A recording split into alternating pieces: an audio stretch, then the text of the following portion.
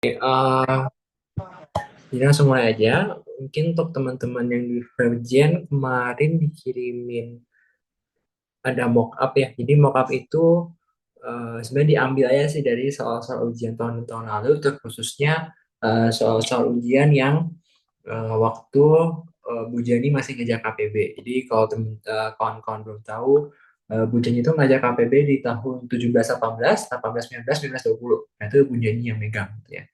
Jadi mungkin ya itu cocok loginya ya sih teman-teman. Jadi bentar saya share screen dulu. Oke, bentar.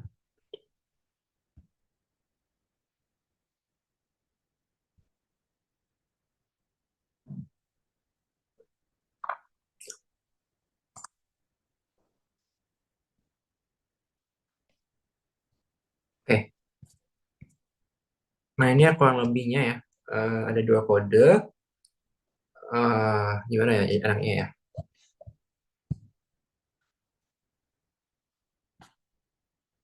Ya udah aku jelasin salah satu ini aja lah. Salah satu ini aja ya. Atau yang mau request soal langsung di chat aja deh. Atau mungkin kayak juga ada beberapa yang udah ditipin nanti agak ke belakangan aja ya. Oke, jadi ada apa di sini? Oke, tadi ada. Oke, ini apa? Oke, nah, yang nomor satu ya, diberikan lintasan CT 2T T kuadrat lenteng dengan T lebih besar dari nol. Saya panjang lintasan C antara titik 210 dan titik 4. Ini sorry ya, ini harusnya 4,4, dan 2 ya. Oke. Dan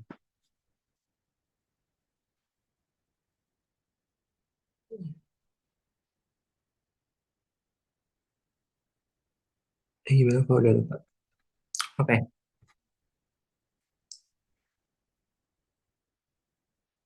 ya udahlah ya. Udah lupa. Oke, nah kita dikasih eh, CT ya, itu dia 2T terus T kuadrat terus lente ya. Kita diminta untuk mencari panjang lintasan dari titik 210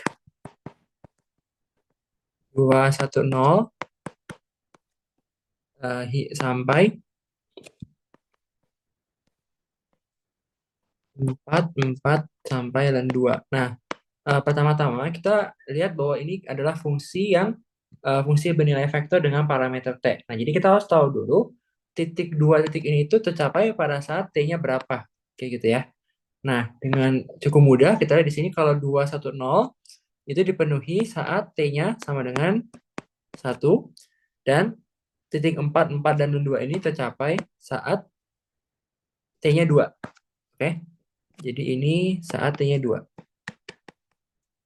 Nah, sehingga eh, misalkan kita punya panjang lintasan S-nya, misalkan panjang lintasannya S, misalkan panjangnya S gitu ya. Nah, maka S itu adalah integral dari 1 sampai 2. Nah, kita mengakar kuadratkan dan dari menjumlah kita akar kuadratkan terus kita jumlahkan dari si turunannya. Begitu ya. Jadi di sini kita peroleh bahwa C aksen T ya, langsung aja kita turunkan. Berarti ini jadinya 2, ini 2T, ini 1 per T ya. Turunan dari ln itu 1 per T. Ya. Jadi ini adalah akar dari 2 kuadrat. Jadi 2 kuadrat ya, 4 ditambah, beda terus deh. 2 kuadrat ditambah 2T kuadrat ditambah 1 per T kuadrat gitu ya. Oke, ini dt. Kalau kita sederhanakan, berarti ini integral 1 sampai 2. Jadi apa nih? 4T kuadrat ya. 4T kuadrat ditambah dengan 4 ditambah dengan 1 per T kuadrat. dt. Nah, teman-teman lihat di sini ya, kuncinya adalah lihat bahwa di sini ya 4T kuadrat tambah 4 ditambah dengan 1 T itu bisa dinyatakan sebagai 2T yang ditambah dengan 1 per T dikuadratkan. Ya, kalau teman-teman nggak percaya bisa hitung sendiri gitu ya. Ini kan 2AB, berarti 2 kali 2T kali 1T ya. Tuh. Ya, jadi dengan mudah kita langsung dapat sebetulnya ini adalah integral dari 1 sampai 2 dari 2T ditambah dengan 1 per T dt ya. Nah, integral dari 2T itu T kuadrat. Integral dari 1 T balik lagi ya ke ln mutlak T ya. Sorry. T, batas atasnya 2 dan batas bawahnya 1, tinggal dijumlahin. Ini dapatnya bakalan, ini kan kalau dimasukin 2 kan jadi 4 tambah dan 2 gitu ya. Oke, dikurang dengan 1 ya. 1 tambah ln 1. Ln 1 itu 0. Jadi dikurang 1, berarti dia akan menjadi 3 ditambah dengan ln 2. Nah, ini panjang lintasannya. Jadi kalau besok ditanyakan panjang lintasan, cukup prosedural ya teman-teman ya. Jadi teman-teman tinggal lihat dulu dimulai dari titik apa. Kalau misalkan dia mintanya suatu fungsi panjang lintasan, berarti kita bikinnya dalam S ya, dalam fungsi T gitu. Ya, teman-teman tinggal ganti aja dia mulai dari titik apa sampai T gitu ya. Nah, kurang lebih kayak gitu. Oke, harusnya nomor ini nggak terlalu susah nomor 1. Oke, ini nomor 2. Sebentar.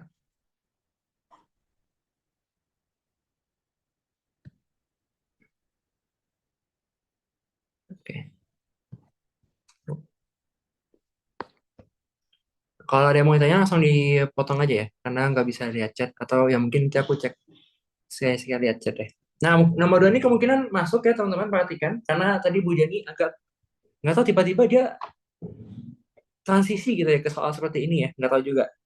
Oke, tentukan suatu fungsi bernilai vektor yang merepresentasikan kurva hasil pepotongan dari permukaan silinder x kuadrat plus y kuadrat sama dengan 4 dan bidang x plus z sama dengan 2. Nah, jadi kalau teman-teman punya soal seperti ini, curiganya apa teman-teman? Kalau misalkan punya suatu fungsi bernilai vektor, alangkah baiknya kita buat itu dalam persamaan parameter. Nah, biasa yang sering dikeluarkan adalah berbentuk lingkaran seperti ini gitu ya. Mengapa? Karena kalau misalkan kita punya eh, x kuadrat ditambah dengan y kuadrat sama dengan r kuadrat, nah bentuk lingkaran ini itu bisa kita parameterisasi gitu ya dengan ini kenapa nih? Ya x kuadrat tambah y kuadrat sama r kuadrat itu bisa di parameter t ya. Ini ya bisa menjadi x sama dengan r cos t gitu ya.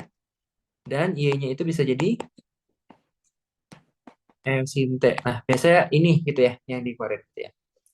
Jadi kalau kita punya suatu lingkaran, kita bisa parameterisasi x-nya sebagai r cos t dan y-nya itu sebagai r sin t begitu ya. Nah, sekarang kalau kita lihat di sini jelas banget jari-jari lingkarnya 2 ya. Ini kan 2 dia ya.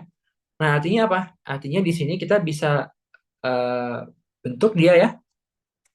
Jadi dari sini kita bisa berkesimpulan pertama bahwa x-nya itu adalah 2 cos t dan y-nya itu adalah 2 sin t. Oke, sebentar. Tulisannya jelek. Nah, kalau misalkan kita udah tahu x dan y-nya gitu ya. Ini kan x-nya tadi 2 cos t, y-nya 2 sin t. Nah, kalau sudah seperti ini, z-nya tentu akan sangat gampang dong, ya nggak? Kita lihat di sini, z-nya apa? Z ya, di sini kan z itu adalah, kan kita dikasih tahu x plus z itu sama dengan 2, yang ini berarti ekuivalen dengan z itu adalah 2 min x gitu ya. Jadi, z-nya akan sama dengan 2 dikali dengan 1 min cosinus t. Gitu ya. Ya udah, jadi fungsi bernilai vektornya adalah ya misalkan aja fungsi bernilai vektornya ct gitu ya. Ct berarti ini menjadi 2 cos t 2 sin t ya dikali dengan 2 kali 1 min cos t ya, atau jika kawan-kawan ingin menyatakan dalam notasi vektor satuan itu juga diperbolehkan ya. Jadi misalkan ini boleh juga misalnya tulis 2 cos t i topi gitu ya ditambah 2 sin T J topi ya, ditambah 2 min 2 cos T K topi ya. Oke, gitu ya. Jadi sebenarnya ini cukup simpel, cuman jangan sampai ya besok kalau ada gini nggak bisa gitu. Oke, ya. Ada yang mau ditanyain dulu? Nah, kita coba cek. Oh, nggak ada. Oh, rame juga ya, 40 ya. Oh, iya. Oke, oke. Oke, kita lanjut dulu ke... Oh, ini bagi kode yang satu lagi. Oke, nah ini juga penting ya teman-teman ya. Jadi sofa yang diambil di sini mostly yang cukup penting gitu ya untuk dipelajari. Jadi eh, jangan sampai nggak bisa karena juga udah sering dibahas gitu ya. Nah ini kalau ini soal tutorial matematika 2A yang bisa dipakai juga. Seekor serangga berada dalam suatu ruangan, itulah intinya ya, T, X, Y, Z. Jika lebah berada posisi 111 ke arah mana lebah tersebut harus terbang agar suhunya menurun paling cepat. Nah, jadi kalau teman-teman di sini dikasih soal kayak kapan dia naik paling cepat dan turun paling cepat, itu kita di sini akan menggunakan konsep turunan turunan berarah ya. Nah, template-nya atau prosedurnya ya, kita tahu bahwa kalau misalkan kita punya suatu turunan berarah dari vektor arah U gitu ya, kemudian dia berada di titik P gitu ya, jangan P deh, X0 Y 0 gitu ya. Nah, maka ini adalah dot product dari nabla ya atau gradiennya X0 Y 0 didotkan dengan, ingat ini adalah utopi ya. Nah, ini itu adalah vektor satuan ya.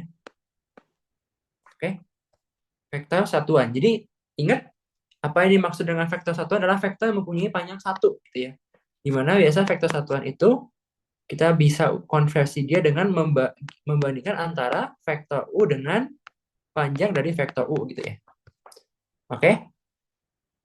Nah, tapi di sini kita tidak ditanyakan demikian gitu ya. Kita hanya ditanyakan jika lebah berada pada posisi 111 ke arah mana lebah tersebut harus terbang agar suhunya menurun paling cepat. Jadi dia hanya nanya arah di sini.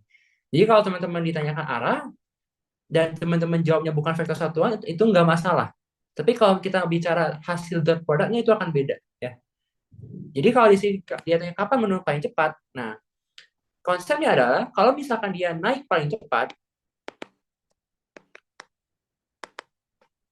kalau dia naik paling cepat artinya haruslah nabla F dan si vektor arahnya ya itu searah gitu ya. Sedangkan kalau misalkan dia bilang turun paling cepat ya artinya nabla F dan utopi itu berlawanan arah. Sebenarnya ini kayak maksimum dan minimum aja ya. Kalau misalkan searah, maka cos theta bernilai 1 gitu ya. Tapi kalau misalnya dia berwarna arah, cos theta akan bernilai min 1 gitu. Nah, jadi apa maksudnya di sini? Jadi kita di sini kalau misalkan diminta untuk menentukan arahnya, kita sebenarnya hanya cukup menghitung nablanya aja. Karena kalau kita udah tahu nablanya, ya udah kita tahu nih nablanya arahnya kemana.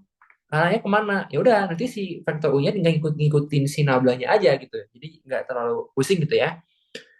Nah, ingat ya notasi nabla itu adalah gabungan dari setiap turunan parsialnya gitu ya. Jadi kalau misalkan di sini kita punya T, X, Y, Z, maka kita harus cari turunan parsial masing-masing gitu. Nah, sebelumnya alangkah lebih gampangnya kalau misalkan fungsi T, X, Y, Z ini kita notasikan sebagai apa sih? Gini aja ya, 120 dikali dengan 1 ditambah dengan X kuadrat ditambah Y kuadrat ditambah dengan Z kuadrat dipangkatkan dengan min 1 gitu ya. Nah, artinya kita kan cari dulu nablanya, ya kan? Jadi sekarang fokus kita adalah mencari nabla T. Nah, kita fokus dulu dengan mencari turunan parsial dulu atau TX ya, TX, X, Y, Z. Nah, turunan parsialnya berarti di sini kita menganggap Y dan Z itu sebagai konstan gitu ya, bukan sebagai variabel atau berubah. Nah, artinya di sini kita ya turunkan ke biasa ya. Jadi min 1 kali 120 kan min 120 gitu ya. Kali 1 plus x kuadrat plus y kuadrat plus z kuadrat. Pangkatnya jadi min 2 kali dengan turunan dalam ini ya. Turunan yang ini. Turunan dari ini adalah 2x ya. Karena kan turunan dari x kuadrat 2x gitu. Oke? Nah, tadi dia mintanya di titik berapa? Di titik 111 gitu ya. Nanti kita cari ya. Nah, karena bentuk fungsinya identik ya, maka TY, X, Y, Z ini akan sama persis gitu ya. Min 120, 1 plus X kuadrat plus Y kuadrat plus Z kuadrat pangkat min 2 ini akan dikali dengan 2Y ya. Sekarang kan kita menganggap Y-nya yang sebagai variabel gitu ya. Begitu pula dengan TZ gitu ya. TZ X, Y, Z berarti adalah min 120 kali 1 plus X kuadrat ditambah Y kuadrat tambah Z kuadrat serba kuadrat gitu ya. Kali 2Z. Nah, jangan lupa pangkatnya min 2. Nah, melihat bentuk X, Y, Z-nya, TX, TY, TZ-nya sama, dan juga fungsi, dan juga posisi awalnya atau titik yang diberikan 111, ya semuanya sama. Jadi berarti kan nilai dari TX, TY, dan TZ-nya akan sama, gitu ya.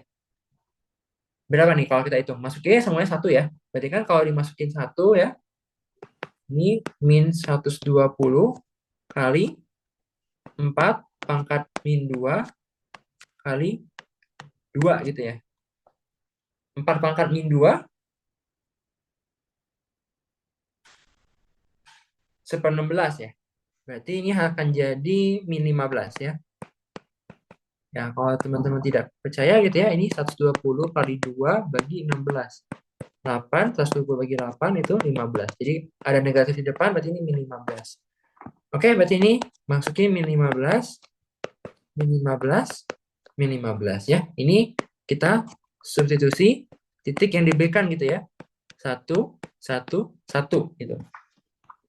Oke. Nah, karena dia mintanya adalah turun paling cepat, artinya haruslah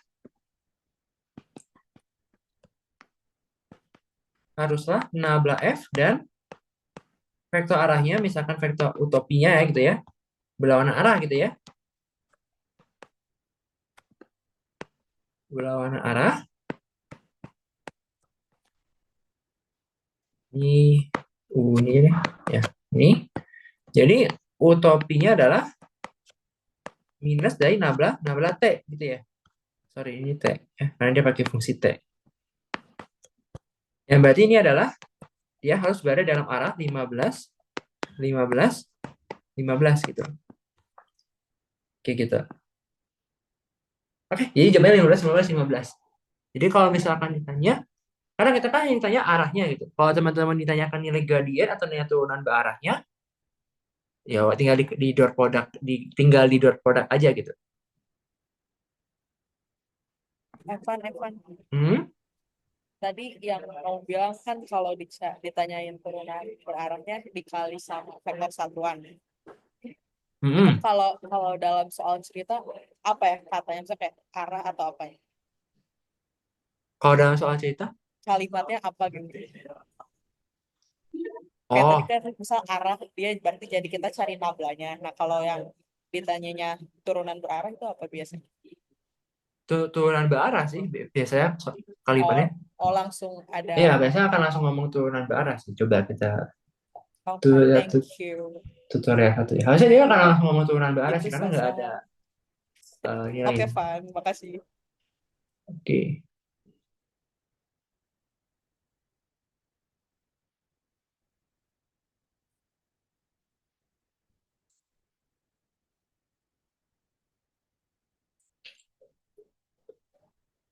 Ya, atau biasa juga disebut ya perubahan lah, namanya turunan berarah kan. Jadi kayak kita pengen ngeliat perubahan di arah ini gitu. Ya itu bisa juga sih. Tergantung soalnya aja. Kalau misalnya soalnya udah jelas-jelas ngasih titik sama arahnya, ya nggak mungkin ditanyakan arahnya doang dong. Itu kan namanya soalnya error gitu kan. Jadi Oke. ya pakai ilmu ini dikit lah ya. Gitu. Oke, ini kayaknya di bagian ini ada nggak ya? Nah, ini ada ya teman-teman yang nomor 2 yang bagian B. Kalau lebih soalnya sama gitu ya.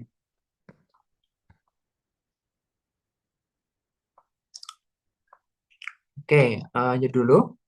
Mana dulu ya? Ya udah deh yang integral ya. Kan integral nggak perlu dihitung, jadi nggak susah. Oke, sebenarnya tuh kalau kita ngomongin integral ya, integral lipat, ya apalagi lipat lipat dua ya sebetulnya. Kalau lipat tiga sih agak susah membayangkannya. Tapi kalau teman-teman kalau lipat dua itu harus bisa bayangin ya. Karena kalau misalkan lipat dua itu sering kita ditanyakan cara membalikan urutan pengintegralan. Nah, tapi kalau misalkan dari integral lipat tiga, sebenarnya juga angka lebih banyak kalau kita bisa gambar kayak gitu. Tapi kalau misalnya teman-teman nggak bisa gambar, sebenarnya nggak terlalu jadi masalah sih gitu. Karena ya apa ya istilahnya masih bisa kita coba gitu. Kayak soal ini, misalkan kita punya daerah W yang dibatasi oleh X sama dengan 0, Y sama dengan 4, Z sama dengan 0, dan permukaan Y sama dengan X kuadrat tambah Z kuadrat. Di mana X-nya itu non negatif ya, dan Z-nya itu non negatif. Nah, tuliskan eh, integral triple integral di atas daerah W dari Y dV sebagai integral berulang. Nah, jadi kan yang jelas kita akan nentuin dulu batas-batasnya gitu ya. Oke? Nah, tapi sebelum nentuin batas-batasnya dulu, konsepnya gini teman-teman. Pertama-tama kita lihat dulu informasi yang diberikan. Nah, kalau kita lihat di sini jelas bahwa nilai Y ini itu dipengaruhi oleh nilai apa? Nilai dari X kuadrat sama tambah Z kuadrat. Artinya apa? Artinya berarti nilai Y itu dipengaruhi oleh si X sama si Z. Nah, kalau misalkan ya, kalau misalkan Y itu dipengaruhi oleh dua variabel, taruh batasnya paling depan. Ya, mengapa? Karena kan kalau misalnya itu saja teman-teman ya, kalau misalkan teman-teman punya integral lipat dua, itu kan misalkan kita ngomongin daerahnya itu daerah y simple gitu ya. Pastikan dia integral a sampai b, terus x, ini fungsi x gitu ya dari dy dx itu. Jadi integral yang paling luar ini pasti berbentuk angka. Nah, sama halnya dengan integral lipat tiga. Jadi integral yang paling luar itu harus angka. Jadi integral yang paling luar itu sudah tidak boleh mengandung variabel gitu. Istilahnya kalau misalnya integral yang paling luar dipengaruhi oleh variabel, gimana? Karena sebelum dia nggak ada integral yang lain. Jadi kalau misalnya dia masih dalam variabel itu maksudnya apa gitu? Jadi yang di luar paling luar itu variabel angka itu ngaruhin yang depan ngaruhin depan lagi gitu. Ya, jadi kita nggak akan pernah kalau ngomongin integral lipat dua ya contohnya. Nggak mungkin kayak ini X, ini dinyatakan dalam X, dinyatakan dalam X, ini dalam X lagi. Nah, itu nggak mungkin. Baik kalau kita tinjaunya daerah Y sederhana atau X sederhana. Gitu. Y simple atau X simple. Nah, jadi yang bisa pertama kita simpulkan bahwa apa? Y itu bergantung dari X dan Z. Jadi saya sangat merekomendasikan agar Y, Y itu ditaruh di paling paling depan integralan gitu. Ya, oke. Nah, sekarang kita juga diberikan informasi bahwa apa? Bahwa Y itu sama dengan 4.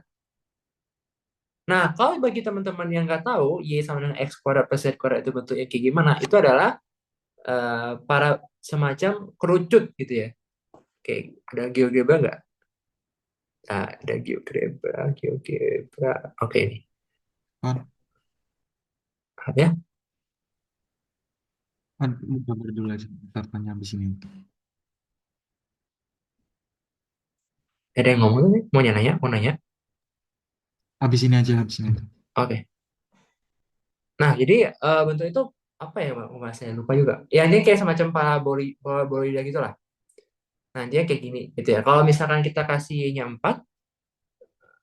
kalau ketika kasih Y-nya 4, dia kayak ada limitnya gitu. Jadi kayak yang bagian ini, yang bagian kena itu istilahnya jadi limitnya dia gitu. Nah, jadi dari sini kita tahu ya, kalau posisi X kuadrat plus Z kuadrat ini di bawah gitu. Ya. Karena yang 4 itu dia di paling atas gitu. Dan juga kalau misalkan kita proyek ini nggak bisa ya, soalnya dia bidangnya bidang XZ ini ya. Ini kan ini sama X kuadrat plus Z kuadrat. Berarti kita harus nanti bagusnya itu daerah W itu diproyeksikan terhadap bidang-bidang XZ gitu ya. Cuma ini nggak bisa nih, ya ini mentok nih. Ya, kayak gitu. Oke, mau nanya? Atau gimana? Tadi siapa? Nggak tahu nama. Aku masih kurang paham maksud dari X simple sama Y simple. Oh, Bisa oke ulangin oke. dikit nggak? Iya. Kalau masalah kalau sama yang simple. Oke, jadi jelasin. Mungkin aja aku ambil soal yang ini deh. Nah yang dua. Oke. Nah, atau jelasin dulu kali ya. Salah ya, harusnya jelasin integral lipat dua dulu ya. Ya udah, boleh coba yang itu deh. Kita coba ini ya teman-teman ya, biar bisa paham. Saya kalau misalnya nggak mungkin soal integralnya yang integral lipat dua atas daerah persegi panjang ya itu mah baik banget aja sih kalau dikasih yang kayak gitu mah misalnya ya. Oke, nah misalnya di sini ya kita diminta untuk mengubah urutan perintegralan dari integral lipat dua. Nah, jadi kalau teman-teman lihat di sini integrasinya itu aturannya apa teman-teman? Kita move on dulu ya sebentar ya. Itu dy dx. Nah, ini kalau teman-teman lihat di sini, kalau misalkan kita mengintegralkan terhadap variabel y dulu, maka batas-batas yang di sini akan dalam x gitu ya. Oke, nah ini berarti kita mengintegralkannya itu maksudnya adalah y simple ini namanya, ya. Y simple. Nah, maksudnya y simple itu apa? Jadi seakan-akan partisinya adalah sumbu y dulu. Kalian mempartisikan dari sumbu y. Jadi kalau kita gambar di sini, kan di sini ada y kan? Y-nya dari y sama dengan 0 sampai y sama dengan ln x. Artinya kita gambar dulu ya, y sama dengan ln x. Oke, misalkan ini 1, ini 2, ini 3, ini 4, ini 5 ya. Oke, y itu ln x itu akan bernilai 0 kalau x 1 ya. Berarti dia akan mulai dari sini gitu ya. Dan ln itu bentukannya kurang lebih seperti inilah ya. Oke ya, asumsikan kayak gini ya. Asumsikan gambarnya bagus. Oke, nah kayak gitu. Kemudian dia dibatasi oleh x sama dengan 1 sampai x sama dengan 5. Nah, jadi daerah perintegralan kita itu yang ini. Ya, yang ini. Yang ini adalah garis y sama dengan x. Nah, jadi yang dimaksud dengan y simple itu adalah ketika kita melakukan integrasi dengan terhadap y terlebih dahulu. Jadi kalau kita tarik garis secara vertikal, ya, maka di daerah integrasi pertama-tama dia akan kena di garis x sama dengan 0 atau ya tadi kan y-nya 0 gitu kan ya. Jadi garis y sama dengan 0, sorry. Ini kan garis y sama dengan 0 nih. Ini kan. Kemudian atasnya akan jadi ln x gitu. Baru x-nya nanti ngikutin. X-nya dari 1 sampai 5. Gitu ya. Berarti kan kalau di sini, ini berarti ini ln 5 gitu ya. Eh, ini ln 5 ya. Yang di sini. Oke. Nah, sekarang kalau misalkan kita ingin mengubah urutan perintegralan, berarti kan kita pengennya dalam x simple.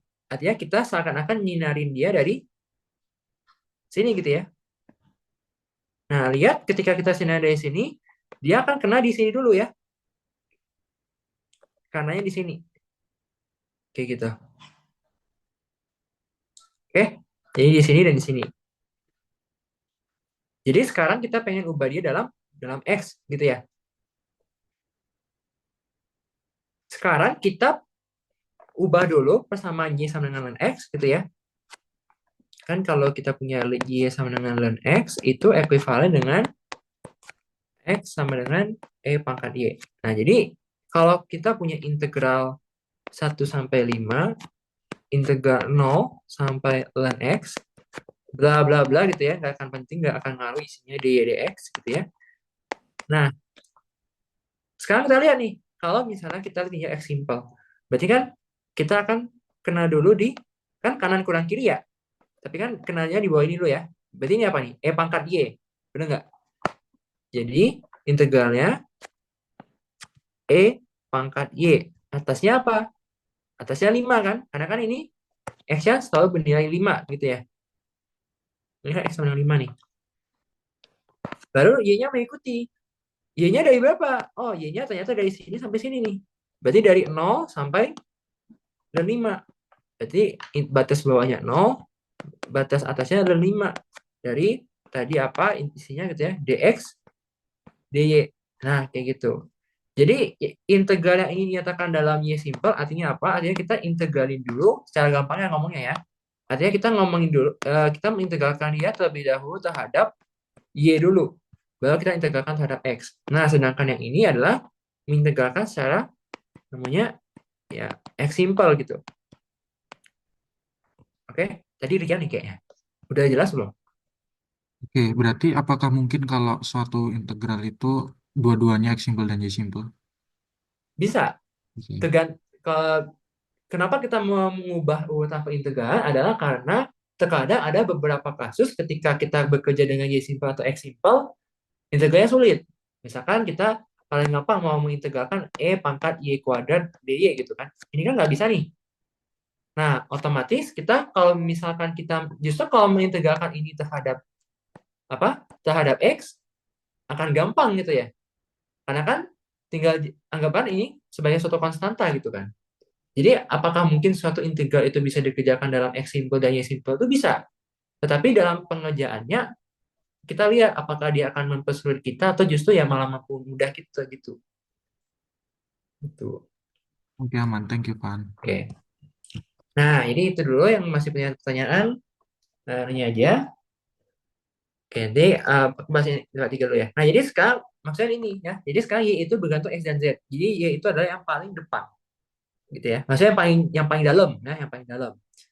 Nah, sekarang karena kita tahu bahwa batas atasnya itu adalah Y Y-nya 4 ya. Jadi X kuadrat tambah Z kuadrat sama dengan 4. Oke. Nah, sekarang kita pilih nih.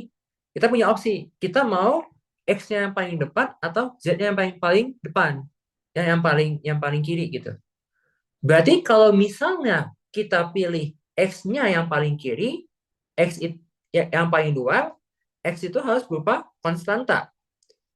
Ya, dia harus berupa konstanta karena dia paling luar.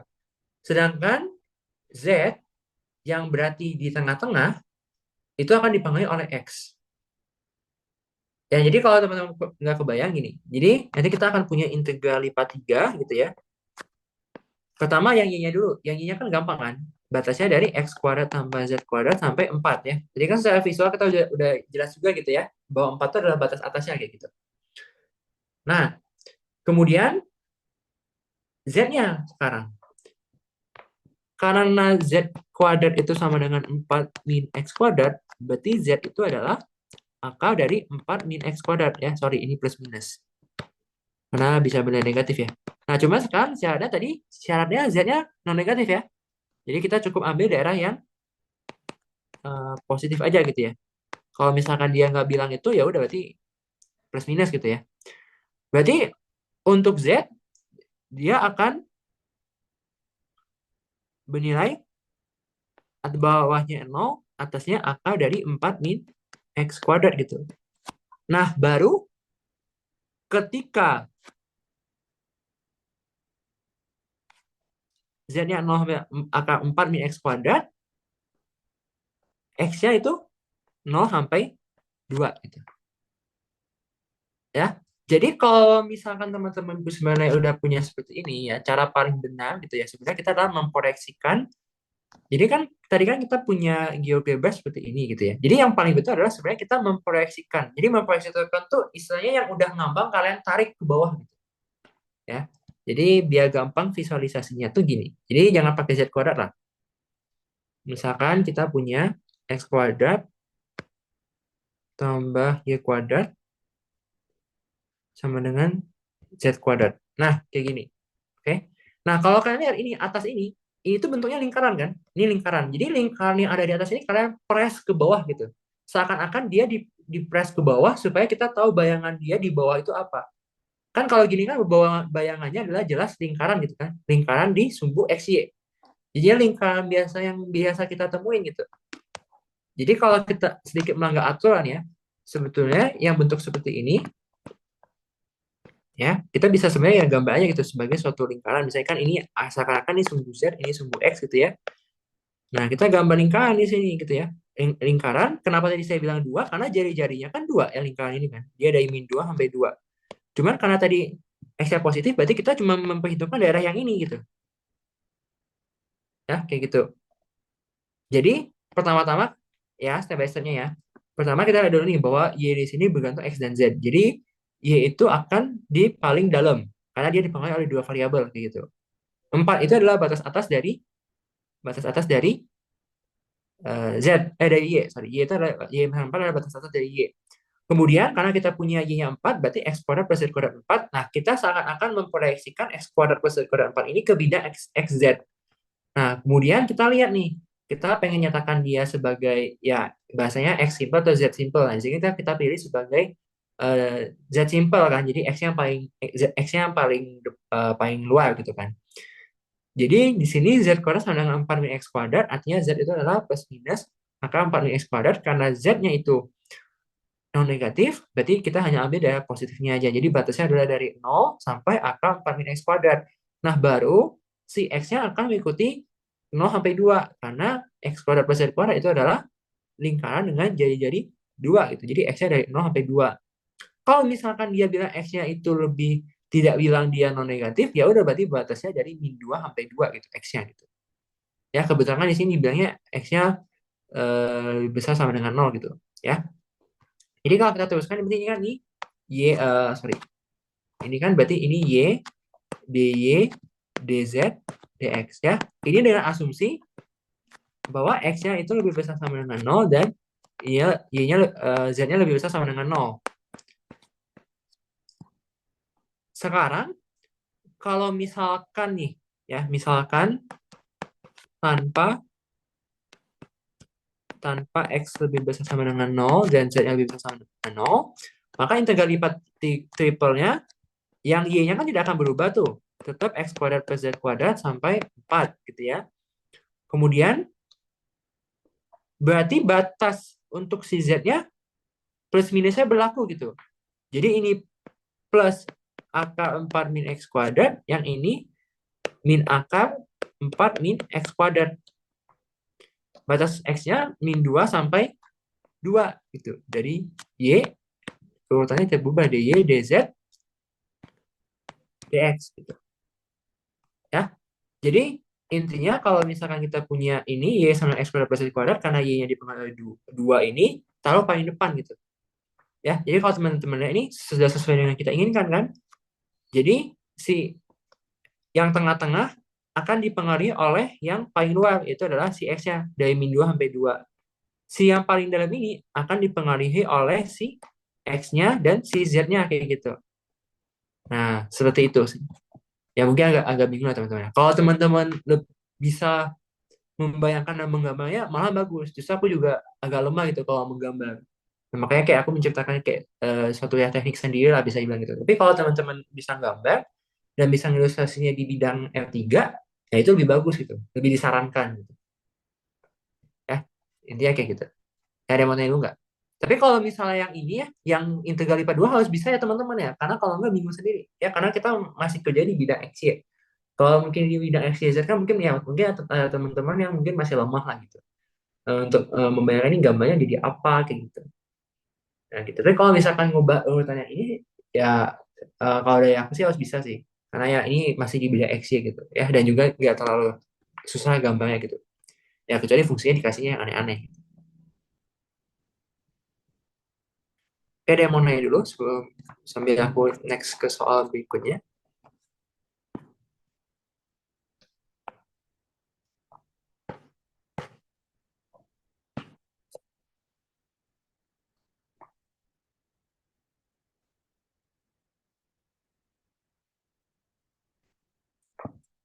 Oke, aku tahan dulu ya. Kalau misalnya mau nanya langsung aja tanyain. Oh ya teman-teman, bagi teman-teman yang belajar dari soal-soal tahun lalu, ya, untuk teman-teman teorema fungsi implisit ya, teorema fungsi implisit itu tidak dikeluarkan di ujian tahun ini ya, sudah dikonfirmasi dengan Bu Jani karena waktunya terlalu mepet. Jadi bagi teman-teman yang nggak tahu teorema fungsi implisit itu materi yang kayak gimana dan soalnya bentukannya apa, itu contohnya seperti soal UTS tahun lalu yang nomor terakhir ya, yang ada fungsi fx y u v itu yang disuruh membuktikan bahwa kita bisa mendefinisikan u dan v di sekitar x dan y. Nah, itu teorema fungsi implisit. Nah, itu tidak masuk di ujian. Jadi jangan membuang waktu untuk hal-hal yang tidak dimasukkan dalam ujian gitu ya. Oke. Tapi sebagai balasnya integral lipat masuk ke materi UTS ya, yang biasanya masuknya ke materi UAS gitu. Oke, nah sekarang kita akan di sini punya materi medan apa nih? Medan vektor ya, fungsi medan vektor. Buktikan bahwa suatu fungsi ini ya, fungsi medan vektor ini adalah suatu medan yang konservatif. Nah, apa syarat medan itu konservatif? Syarat suatu medan itu konservatif, suatu medan konservatif itu adalah curl ya, curl dari F itu sama dengan 0 ya. Atau curl itu juga bisa dinyatakan sebagai nabla cross F ya, sama dengan 0. Kalau div ya, kalau div itu nabla dot F ya. Nah, bagaimana mencari suatu curl ya? Jadi caranya seperti cross product pada umumnya ya. Jadi di sini kita punya matriks ya 3 kali 3. Kemudian di sini kita punya I, kita punya J, kita punya K. Di sini kita pasang do X, do Y. Ini kita pasang do Z ya. Kemudian masukkan fungsinya kan. Ini fungsinya panjang-panjang nih teman-teman. Ya udahlah ya. Jadi ini YZ plus E pangkat X cosinus Y. Yang ini XZ minus E pangkat X sin Y. Yang ini XY tambah 2Z ya. Oke, ini, ini ya. Oke. Ya caranya cross product biasa ya teman-teman ya.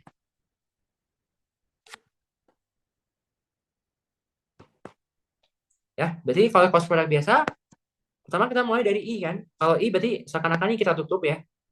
Berarti ini kali ini kurang ini kali ini gitu ya. Determinan biasa gitu.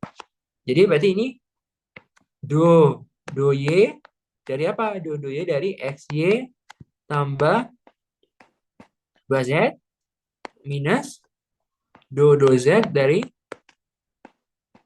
XZ min E pangkat X sin Y ya. Nah, ini I gitu ya. Oke. Nah, kalau teman-teman mau langsung itu boleh sih sebetulnya. Ya, karena hasilnya 0 juga sih. Ya. Coba nih kalau kita hitung ya. Berarti kan kalau kayak gini apa nih? Do Y dari XY plus 2Z. Berarti X doang ya. Ini jadi X. Ya. Berarti ini X minus. Nah, terus apa nih? Do Z kan? Do Z dari ini sama ya. X juga kan? Ya udah berarti X min X gitu kan. Sama dengan 0 I gitu kan. Oke, yang bagian I beres. Kemudian yang J-nya. Nah, ingat kalau J itu karena kita udah belajar Ale kan di minor cofactor itu kalau misalnya kita ambil di sini kan ini minus ya tandanya ya. Kayak kita ngerjain ekspansi cofactor gitu. Nah, jadi berarti ini negatif gitu ya. Negatif karena kan ini posisinya kan ini kan posisi A11 ini A12 kan. 1 tambah 2 itu kan 3. Negatif kan min 1 pangkat 3. Jadi ini negatif. Jadi ini tutup J-nya kan. Berarti ini do X kali XY plus 2Z minus do Z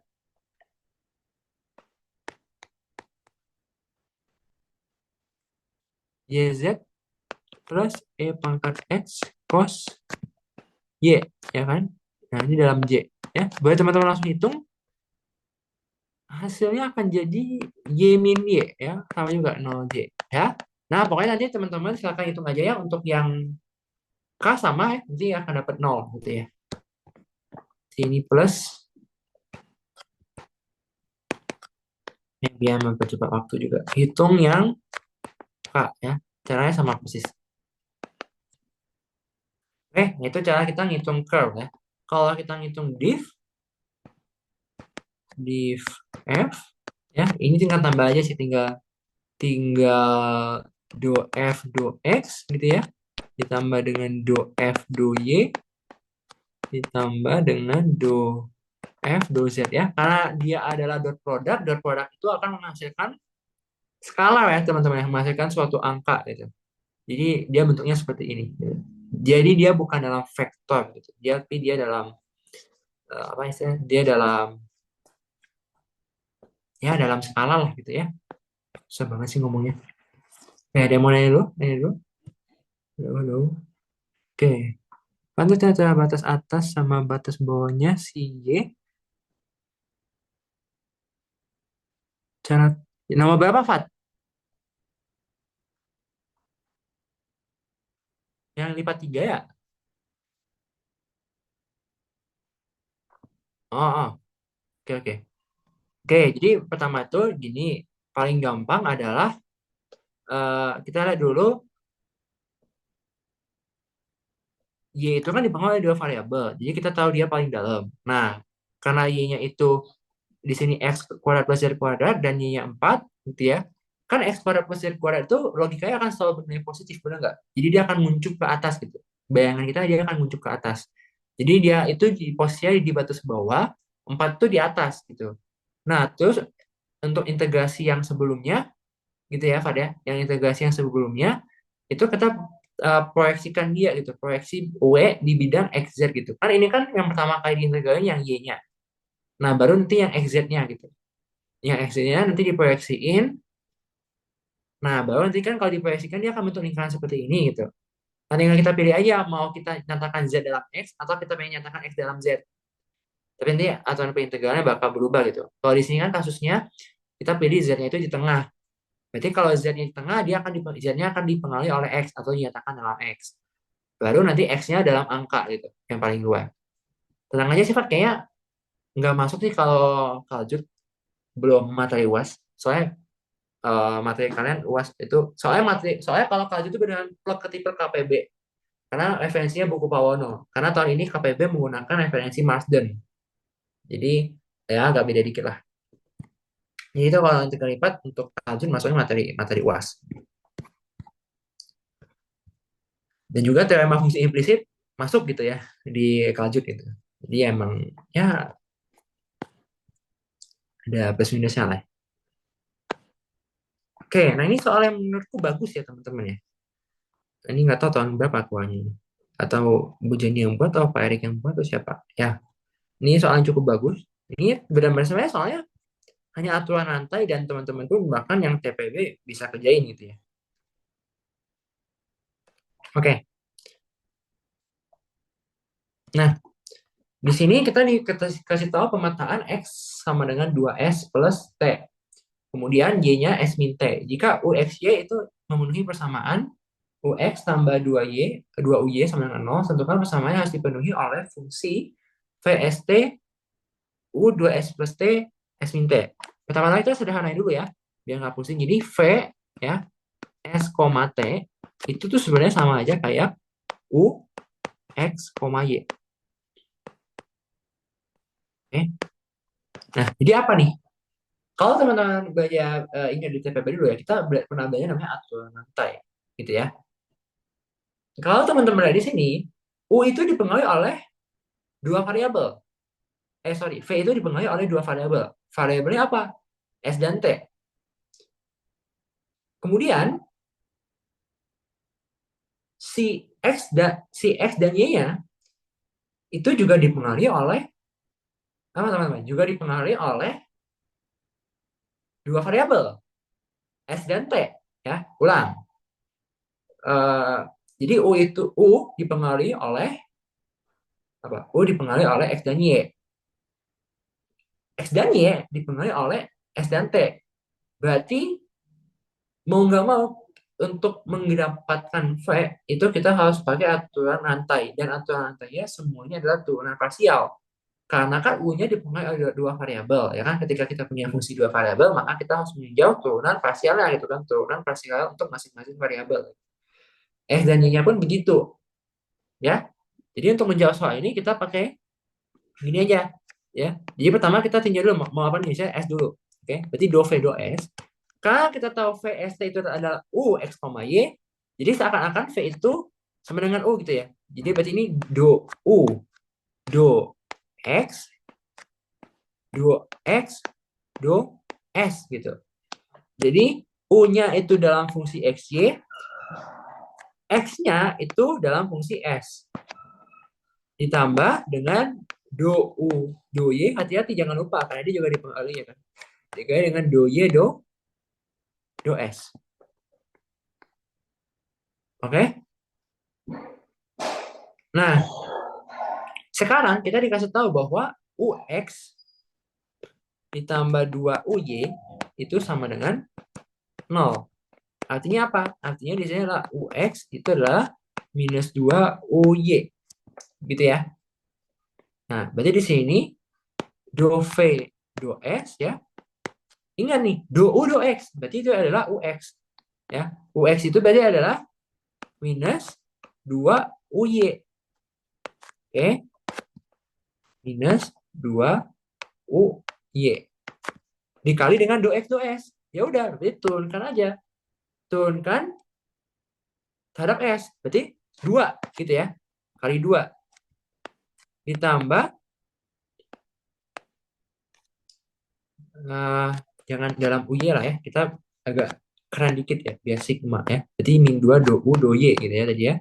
Kali 2 ditambah do U do Y kali. Nah, sekarang Y itu S1 ya. Ini 1 gitu. Jadi ini di total jadinya minus 3 do U do Y. Nah, sekarang tadi kita baru meninjau variabel apa? Kita baru meninjau variabel S. Kita mau tinjau juga variabel T-nya sekarang ya. Berarti do V, do T. Yang berarti adalah do U, do X, kali dengan do X, do T, ditambah dengan do U, do Y, kali dengan do Y, do T. Gitu ya. Sebab do, gitu ya. Nah, berarti di sini do U, do X, sekali lagi adalah apa tadi? Minus 2, do U, do Y gitu kan ya. Yang dikali sekarang dengan do X, do T. Nah, 1 ya, berarti ya. Kan X-nya 2X plus T. Kalau itu ini jadinya 1 doang ya. Berarti ini 1 gitu. Ditambah dengan do U, do Y, dikali dengan do Y, do T. Sekarang lihat Y-nya dalam fungsi itu jadi min 1 gitu ya. Jadi ini min 1. Alhasil kita akan nemu jadinya min 3 do U, do Y. Nah, kita lihat keajaiban yang terjadi di sini ya. Tuh. Ya, min 3 do U, do Y, min 3 do U, do Y. Nah, artinya apa ini di sini yang mau dibilang soal? Oke, soalnya nanya apa sih? Tentukan persamaan harus dipenuhi oleh fungsi VST kan?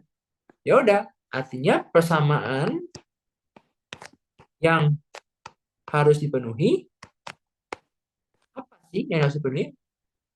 Artinya turunan parsial V terhadap S itu harus sama dengan turunan parsial V terhadap T. Karena kalau dihitung-hitung ternyata hasilnya sama-sama apa? Min 3 do U do Y.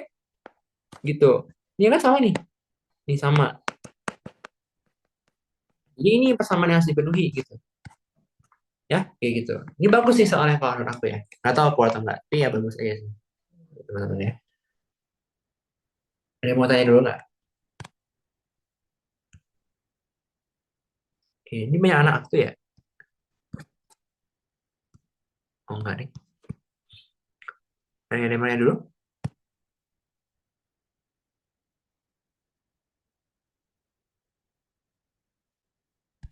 Oke, nggak ada ya.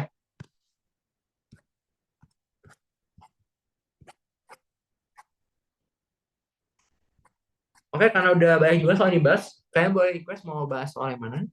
Di chat aja. Udah bebas, kesih bebas ya. Mau nanya soal yang di sini boleh, yang di luar kalau bisa aku jawab juga boleh gitu ya. Ya, silakan mau soal yang mana? Di chat aja. Biar aku yang biar ya aku nggak tahu kalian kesulitannya di mana gitu. Jelasin D sama dengan nol. Waduh. Oh ya, jadi kemarin kemarin kita kuis ada soal yang cukup menarik gitu ya. Sebenarnya jujur belum belajar lagi ya teman-teman ya.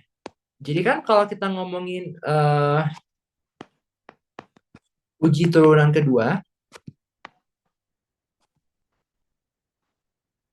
ya untuk menentukan jenis dari suatu titik kritis kan ada beberapa kasus gitu ya. Yang pertama adalah kasus kalau misalkan diskriminannya lebih besar dari nol dan turunan kedua itu lebih besar dari nol. Kalau gini akan jadi harusnya jadi minimum lokal. Ya, koreksi kalau salah.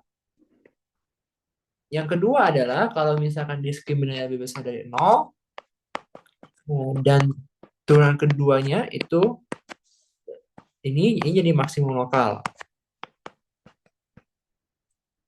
Yang ketiga adalah kalau misalkan D-nya lebih besar dari 0, gitu ya. Ini enggak. Jadi titik pelana ya.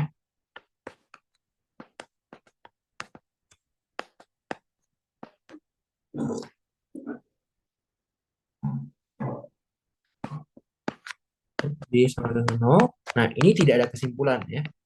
Jadi kalau misalkan teman-teman bertemu dengan D sama dengan 0, teman-teman tuh jangan jawab tuh tidak ada kesimpulan, teman-teman. Karena kenapa? Karena sebenarnya kalau misalkan kita dapat D sama dengan 0, tidak ada kesimpulan. Sebenarnya uji kita tuh gagal. Jadi artinya apa? Bukan dia berarti titik ini nggak ada statusnya. Tetapi cara kita tidak ampuh gitu. Atau kita butuh cara lain untuk menentukan dia titik pelana kah, minimum lokal kah, atau maksimum lokal. Kayak gitu. Ya. Mungkin bagi teman-teman yang kemarin, soal kemarin ya, itu agak agak susah fungsinya. Ya. Tapi misalkan kita coba dengan fungsi yang agak sederhana, teman-teman. Misalkan kita punya fungsi fxy sama dengan x tambah 4 ditambah dengan y pangkat 4 ya. Bagi yang belum ingat rumus diskriminan itu adalah fxx fyy min fxy kuadrat ya. Mau fyx kuadrat juga boleh ya, karena di kelas C2 fxy sama fyx itu sama. Nah, oke. Di sini kan kalau kita lihat ya, kalau misalkan kita disuruh cari titik kritisnya gitu ya. Berarti kan di sini fx-nya adalah 4x pangkat 3 gitu ya. Kalau dia benarnya 0, artinya ini akan dipenuhi kalau x-nya 0, nggak ada yang lain. Begitu pula dengan fy-nya. Ya, fy-nya hanya akan bernilai 0 ya, kalau y-nya 0. Ya kan? Jadi kita dapat titik kritisnya adalah 0,0 gitu. Oke? Nah, sekarang kalau misalnya kita mau cari diskriminannya gitu ya, misalnya kita cari masih kekeh gitu ya, masih mencari diskriminannya, kan artinya kita cari fxx di 0,0 kita kalikan dengan fyy di 0,0 kita kurangkan dengan fxy di 0,0 ya. Saya yakin ini jawabnya akan 0. Oke? Saya yakin jawabannya akan 0. Nah, artinya kalau misalkan hasilnya 0, kita tidak memperoleh kesimpulan atau uji kita gagal. Artinya senjata kita kurang ampuh. Nah, kalau soalnya kayak gini, teman-teman sebenarnya nggak butuh jelasin lagi apa-apa. Ya, jelas 0,0 adalah minimum lokal. Mengapa? Karena x pangkat 4 ditambah y pangkat 4 itu akan selalu lebih besar dari 0. Ya kan? Untuk setiap x, y yang di F2 gitu. Ya enggak? Jadi seakan-akan 0,0 itu udah paling bawah gitu. Jelas nggak di sini? Secara kita kalau nggak ngitung ya teman-teman ya. Karena x pangkat 4 ini, jadi kita bilangnya 0,0 minimum lokal gitu.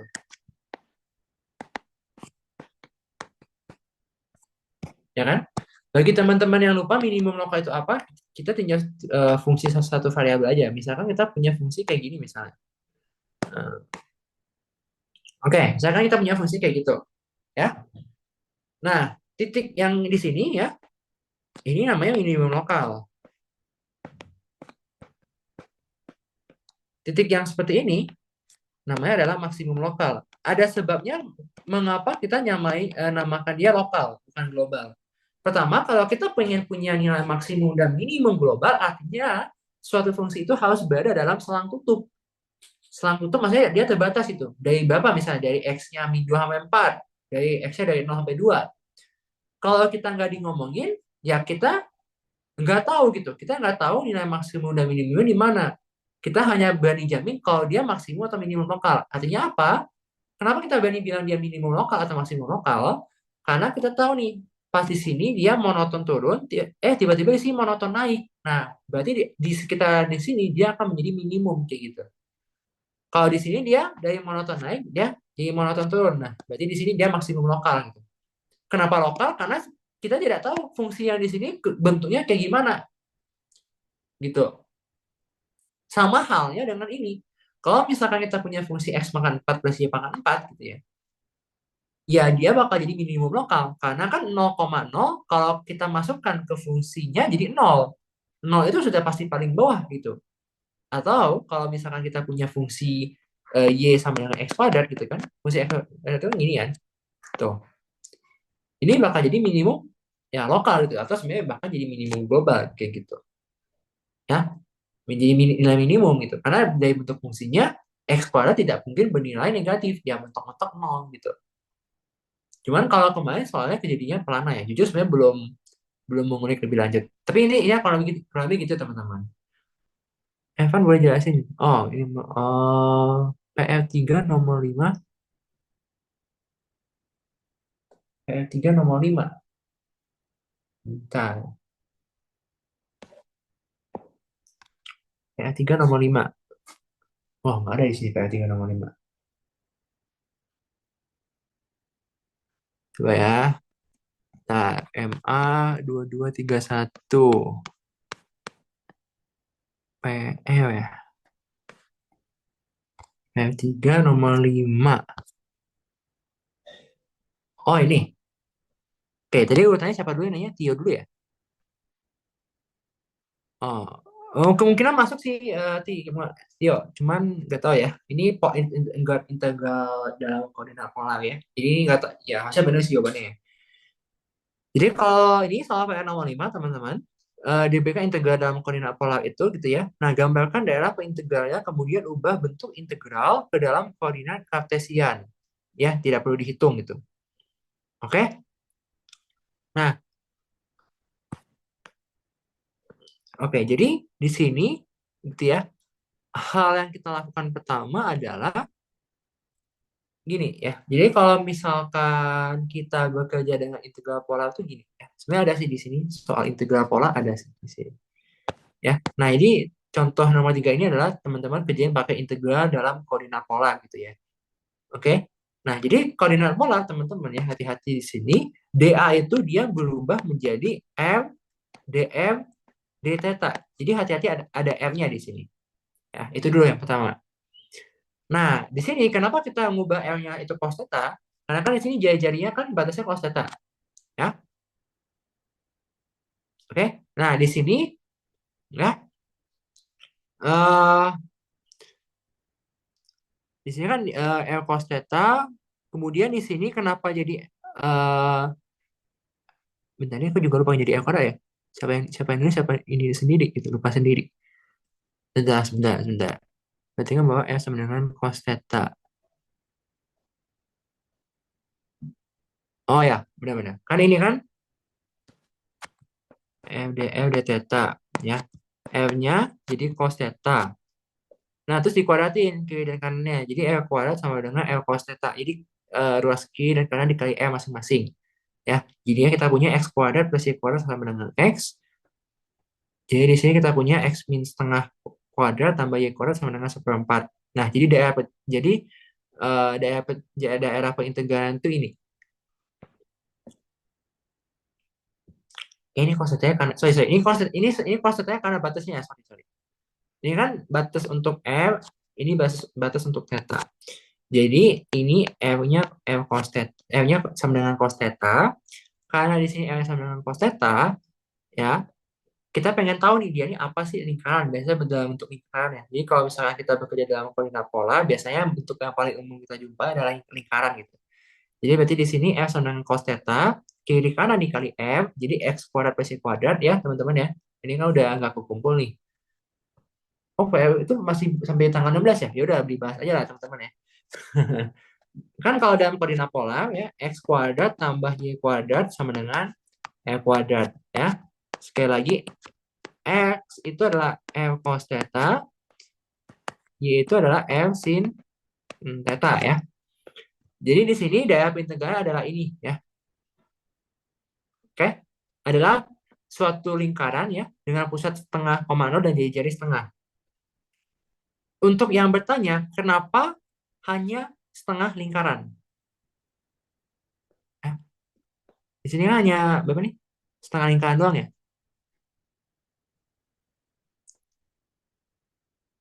Sebentar.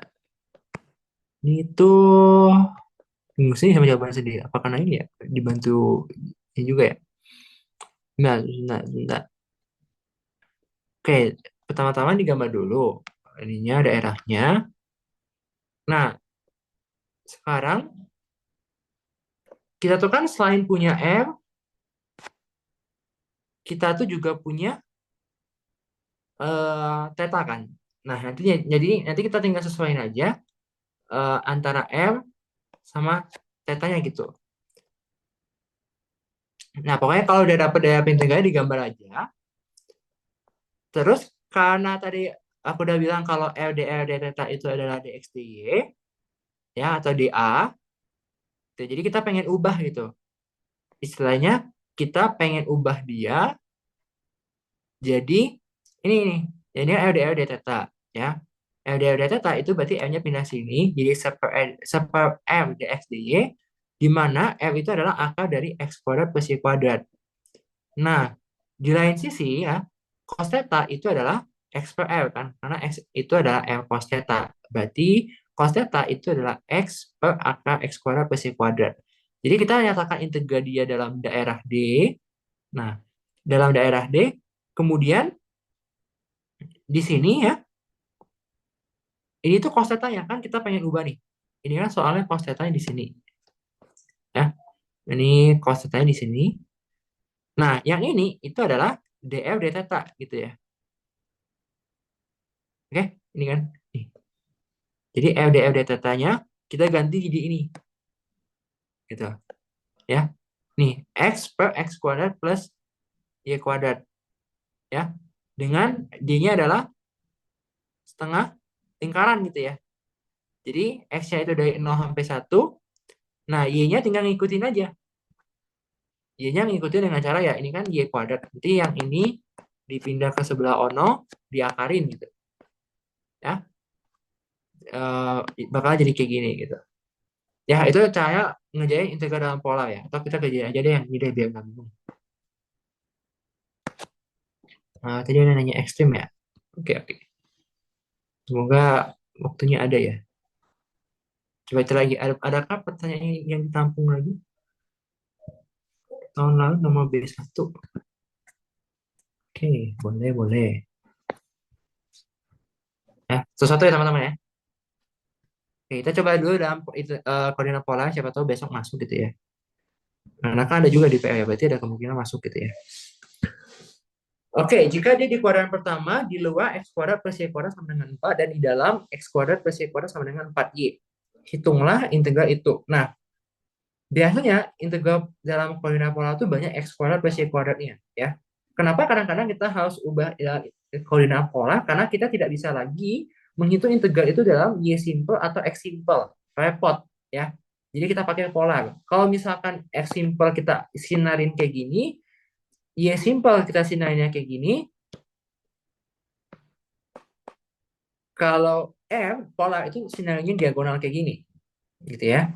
Nah sekarang kita punya X kuadrat plus Y kuadrat 4, terus satunya lagi 4Y. Oke, gambar aja teman-teman, itu kan dua dimensi ya. Jadi X kuadrat tambah Y kuadrat sama dengan 4, itu kan lingkaran kayak gini. X kuadrat tambah Y kuadrat sama dengan 4Y. Nah kayak gini ya. Nah sekarang dia bilang apa? Dia bilang, kita SS dulu. Dia tadi di luar apa dan di dalam apa ya? Kita coba cek. Oke, kita masukin foto. Set. Nah, ya. Kan ada teknologi ya. Tapi besok harus gambar sendiri, teman-teman ya. Oke, nah jadi dia bilang itu di dalam X kuadrat plus Y kuadrat 4Y dan di luar X kuadrat plus Y kuadrat sama dengan 4. Oke? Berarti daerahnya itu adalah yang ini. Ini nih. Nah, yang itu. Jadi dia di luar tapi di dalam. Gitu ya. Oke. Sekarang kita kan problemnya tuh ngubah ke koordinat polanya ya teman-teman ya. Nah, ubah ke koordinat polanya ya. Kalau yang pertama, bentuk yang pertama kan X kuadrat plus Y kuadrat sama dengan 4. Berarti kan di sini X kuadrat itu nilainya 4. Berarti R-nya 2. Kan jari-jari ya. Oke. Y-nya 2. Yang satu lagi itu X kuadrat plus Y kuadrat sama dengan 4Y. Nah, Berarti X kuadrat plus Y kuadrat itu L kuadrat, 4Y itu adalah 4L sin theta. Ya, berarti di sini L dikalikan dengan L min 4 sin theta gitu ya. Sama dengan 0. L yang kita pengen ini adalah L sama dengan 4 sin theta. Oke. Jadi, untuk daerah pengintegralannya ya, untuk daerah pengintegralan dari si M-nya, kan ini kan bakal jadi, nah ini kan DA ya, hati-hati ya. Oke, batasnya dulu. Berarti kita udah tahu M-nya dari 2 sampai 4 sin theta.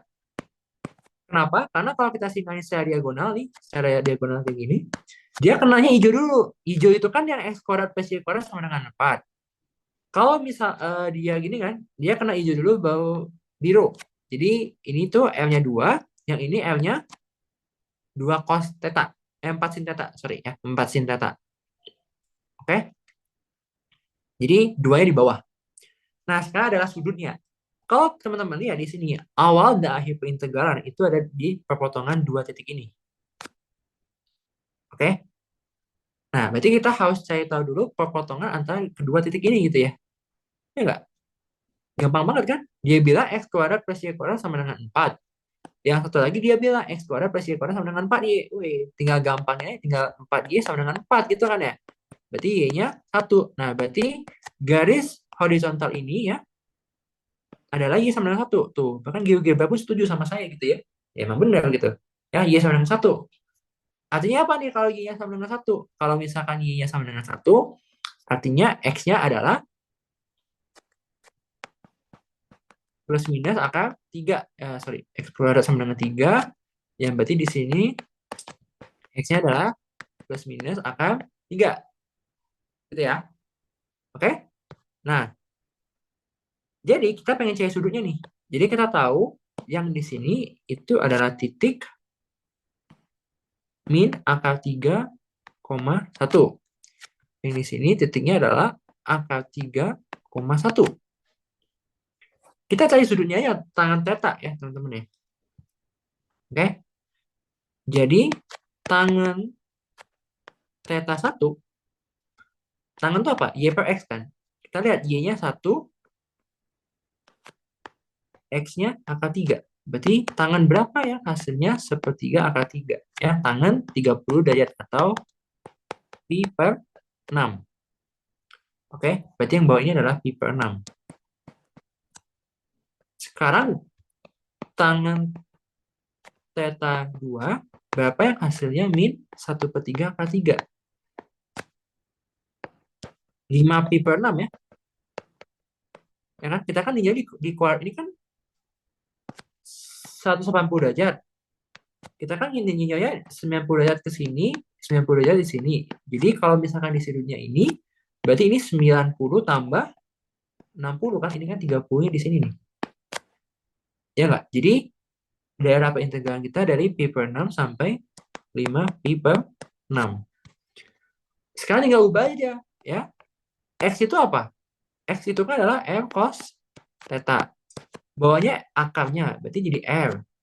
Kemudian dikalikan dengan dA. dA itu adalah R dL d theta. Jadi di sini coret-coret gitu kan ya. Ya kan? Kan akar X kuadrat per Y kuadrat jadi R gitu ya. Berarti integral ini dalam koordinat pola adalah integral dari pi per 6 sampai 5 pi per 6. Ini integralnya dari 2 sampai 4 sin theta dari R cosinus theta dr d theta. Nah, tinggal dihitung ya teman-teman ke integral biasa. Ya, kayak gitu. Itu cara kita ngubah ke dari Cartesian ke polar. Dan dari polar ke Cartesian pun ya mirip-mirip ya teman-teman kita. Cuman ini kayaknya agak ragu teman-teman ya. Ini kayaknya PA-nya juga salah kali ya. Nanti coba kita cek lagi ya teman-teman. Tapi biasanya umumnya soal yang kita jumpai adalah mengubah dari Cartesian ke polar sih. Ya. Tapi kalau misalnya dari polar ke Cartesian juga jangan takut ya. Soalnya nggak akan terlalu berubah banyak ya. Yang penting teman-teman senjatai teman-teman dengan info ini ya. X kuadrat plus Y kuadrat itu R kuadrat. X itu R cos theta. Y itu R sin theta. Udah gitu. Terus ingat lagi ya tangan theta ya berarti Y per X gitu ya. Trigonometri biasa. Oke. Lanjut dulu. Tadi ada yang nanya apa?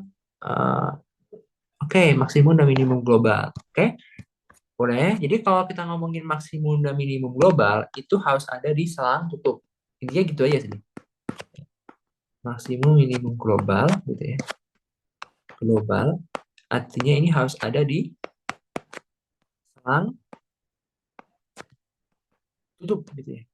Selang tutup tuh yang kayak gini gitu ya. Misalkan dari A sampai B gitu. Ini contoh paling sederhana. Gitu ya. Atau dia dibatasi oleh suatu persegi panjang bisa, dibatasi oleh suatu segitiga bisa gitu ya. Jadi kalau misalkan kita coba lihat soal tutorial sepertinya ada ya untuk lo yang ini. Oke, saya ambil yang sederhana-sederhana aja gitu ya. Oke. Misalkan kita punya di sini soal tutorial 2 nomor 9A x kuadrat tambah y kuadrat min 2x ya dalam daerah D, di mana daerah D adalah D itu adalah dibatasi oleh segitiga segitiga dengan titik sudutnya itu 2,0, kemudian 0,2, 0,-2. Ini contohnya kayak gini ya. Oke, berarti kan kalau kayak gini segitiganya bakal jadi kurang lebihnya segitiga apa nih? 0,2.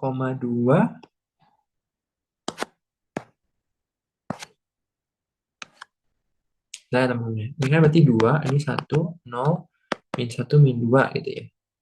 Jadi segitiganya bakal jadi kayak gini ya. Nih, kayak gini. Nah, kayak gitu. Ini D. Ya, ya segitiga ini. Ya, anggaplah gambarnya bagus gitu ya. Nggak bisa gambar teman-teman ya. Makanya masuk matematika. Nah, eh ingat ya, kalau kita ngomongin maksimum dan minimum global, maks minimum global itu kita selalu berpacu kepada tiga titik kunci ini. Yang pertama adalah titik ujung batas ya atau ujung selang. Yang kedua itu titik stasioner. Yang ketiga itu titik singular. Ya, selalu tiga ini. Nah, pertama-tama kita lihat bahwa x kuadrat plus y kuadrat min 2x itu selalu kontinu di mana-mana ya di F2. Jadi titik singular jelas tidak ada. Ya. Karena kalau misalkan kita tuh titik singular itu kan definisi adalah titik di mana turunan suatu fungsi tidak ada. Ya, titik di suatu titik di mana dia tidak ada.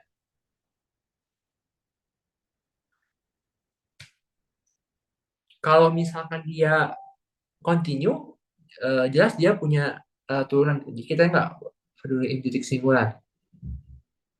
Kita fokus di titik ujung batas sama titik stasioner. Ya, titik stasioner itu kan kalau kita cari nabla cari kok 16, cari fx dan fx dan fy-nya kan. Fx x, y-nya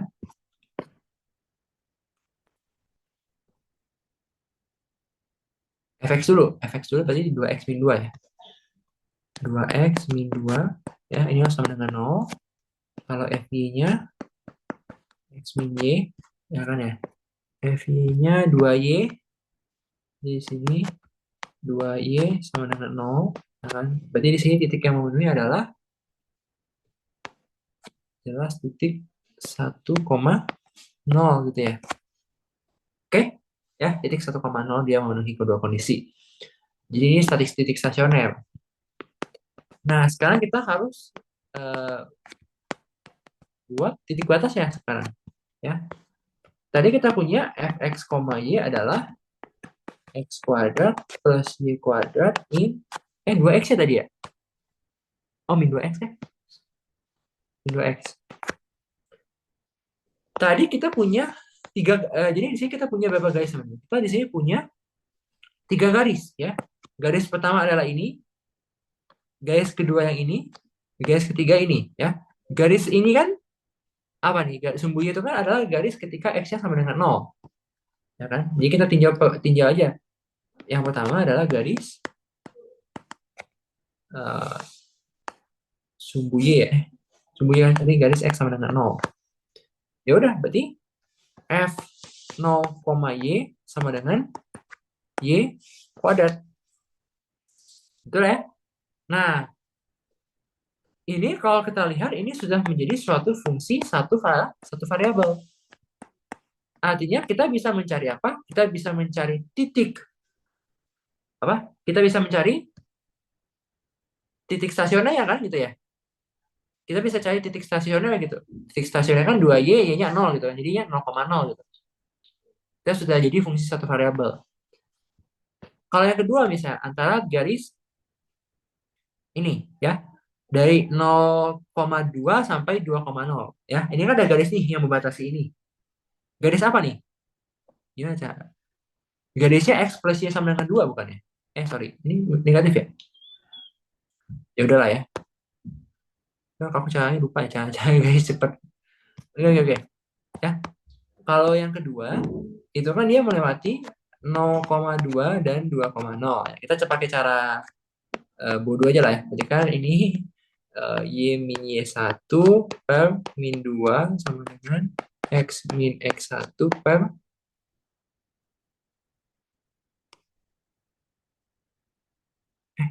Y min Y1 per Y2. Terus, oh sorry ini X min 0. Maaf ya teman-teman ya udah pikun. Ini X per 2. Nah ini ya. Berarti ini sama dengan min X tambah 2 ya. Ya udah. Berarti sekarang kita punya apa? F dalam kurung X, min X tambah 2 gitu kan. Nah, again, jadi kita punya fungsi satu variabel ya. Jadi kita punya X kuadrat ditambah min X plus 2 kuadrat gitu ya. Oke, min X plus 2 kuadrat min 2X. Nah, jadi lagi-lagi ini jadi fungsi satu variabel ya. Kita cari nilai X dan Y yang memenuhi itu gitu ya. Ya, jadi tinggal dicari ini XY-nya berapa gitu. Turunkan sama dengan 0 gitu. Cari XY-nya berapa gitu. Dan pastikan XY ini gitu ya. Itu berada dalam D-nya gitu ya. Jangan sampai dia di luar D-nya gitu. Ya, kayak gitu. Pastikan dia berada dalam D yang tadi kita sudah buat. Kalau misalkan titiknya tiba-tiba di luar ya, siapa tahu kasusnya begitu, berarti titik itu gagal gitu ya. Gagal uji gitu. Nah, kayak gitu. Oke, itu untuk masalah ekstrim ya, maksimum minimum.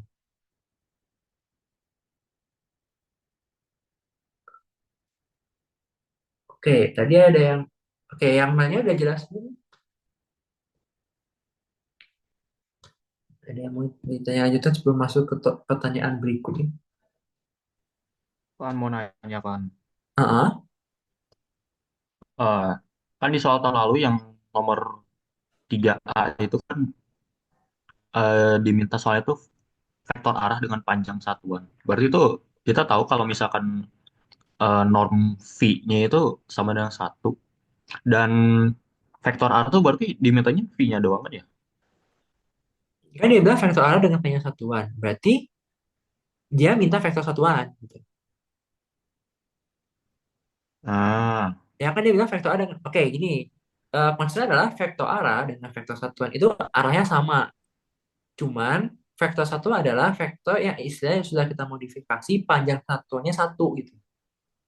Jadi keduanya arahnya sama. Jadi arah antara ya V topi sama vektor V biasa itu arahnya sama. Yang membedakan hanyalah panjang dari vektornya gitu. Yang satu panjangnya mungkin enggak satu, yang satunya udah satu gitu. Jadi kalau misalkan soalnya tahun lalu kalau ditanyakan vektor arah dan panjang satuan, berarti sebenarnya dia mintanya vektor arah yang jadi udah vektor arah yang udah jadi vektor satuan. Jadi sebenarnya tanya vektor satuan kayak gitu. oh iya, berarti eh, jadi kalau misalkan tentukan vektor arah dengan panjang satuan itu berarti kita nulis jawabannya itu V sama dengan kalau di sini tuh kebetulan tuh dapat itu minus 16 F per norm nabla F ya berarti. Betul, betul. Oke. Tapi kalau misalkan tentukan vektor arahnya berarti vektor V-nya doang gitu ya, Kalau tanpa harus misalkan dibagi ditanya cuma vektor norm. arahnya doang, kita punya opsi mau bikin sampai vektor satu atau enggak juga boleh. Karena dia vektor arah kan. Dia nggak nanyanya vektor arah dengan panjang satuan. Oh, oke Gitu. oke. Ya kalau misalnya Thank you teman Van. Thank kalian you. mau aman ya udah terus aja dua-duanya gitu. Oke. Dari aku segitu aja, Van. Boleh lanjut. Oke. Thank you, thank you. Mau soal tentang limit. Oke, boleh. Yang Kevin dulu mau tahun lalu nomor B1. Oke, tahun lalu ya. Ada kayak di sini. Aduh, penuh ya file ini ya teman-teman ya. Mana ini? Oh, di atas, di atas. Ujian di atas. Ini 2022, 2023. UTS ini. Oke, ini ya. Oke. Ini tahun 2000 kemarin ya. Yang nomor 2 itu teman ya. Nah, berarti kan nomor 2 itu nggak masuk ujian ya teman-teman ya. Yang ini. Yang buktikan bahwa itu nggak masuk ujian. Jadi jangan membuang-buang waktu gitu. Oke, jadi tesnya mau limit. Oke, boleh.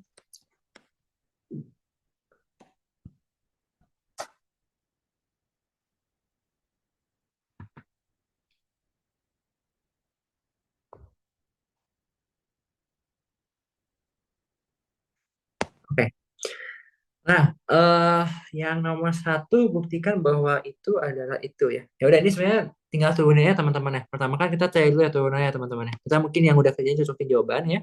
Berarti kan di sini R aksen T-nya apa? R aksen T-nya berarti adalah saya tulisnya dalam ini ya titik ya. Berarti kan ini min 3A sin 3T, koma 3A cos 3T, koma 1 ya. Oke, panjang ini tinggal dikuadratin aja semuanya ya. Berarti ini jadinya dikuadratin semua ya. Berarti 9A kuadrat sin kuadrat 3T ditambah 9A kuadrat cos kuadrat 3T ditambah dengan 1 gitu ya. Karena 9A kuadratnya bisa kita faktorin ya. Jadi ini 9A kuadrat kali sin kuadrat 3T ditambah dengan cos kuadrat 3T tambah 1 ya. Berarti ini akan jadi akar dari 9A kuadrat ditambah dengan 1. Oke, yang A beres. Yang B, misalkan S sama dengan VT didefinisikan L1S sama dengan LS per V. Buktikan bahwa vektor singgung turunan terhadap S dari lengkungan L1S selalu mempunyai panjang 1. Oke, kita didefinisikan S itu adalah VT ya. Kemudian ya sebenarnya nggak penting sih itu. F1S itu adalah L dari F1T ya. F1S. Oke, itu adalah L dari S per V ya. Oke, jadi sebenarnya basically soal ini adalah buktikan bahwa vektor singgung ya, turunan terhadap S dari lengkungan L1S selalu mempunyai panjang 1. Jadi dia ini meminta kita untuk apa? Kita diminta untuk mengganti semua T-nya itu dengan S per V. Ya. Berarti di sini M dari S per V gitu ya. Ini akan menjadi ya, tinggal disalin aja, tinggal ganti aja ya. Berarti ini A cosinus 3S per V gitu kan. Kemudian A sin 3S per V gitu ya. Ditambah dengan S per V. Sorry, ini koma S per V. Nah, ini ya. Oke, nah dia bilang buktikan bahwa vektor singgung turunan terhadap S. Nah, tuh berarti di sini kita turunkan aja terhadap S. Jadi kalau kita turunkan terhadap S, yang ini bakal jadi minus 3A per V sin 3S per V. Gitu kan? Yang ini jadi 3A per V cos 3S per V. Yang ini bakal jadi 1 per V. Ya kan? Oke, diminta untuk mencari panjangnya sekarang kan? Oke, berarti panjang dari vektor singgung ini gitu ya, adalah akar 9A kuadrat per V kuadrat kali sin kuadrat 3S per V ditambah cos kuadrat kali 3S per V ditambah dengan 1 per V kuadrat.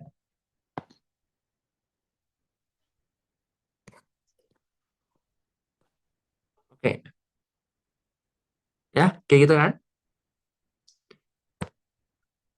Hop, wup. Oke, apa yang kita sadari di sini?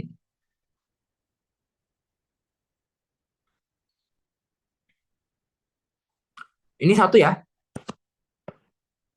oke? Itu nilainya 1. Jadi kita punya apa nih? Akar dari 9A kuadrat tambah 1 per V kuadrat. Ya, ini kan masalah punya 1. Entah ya, kayaknya aku tuh pernah kerjain deh. Mana tadi? Lupa. Ada nggak di sini ya?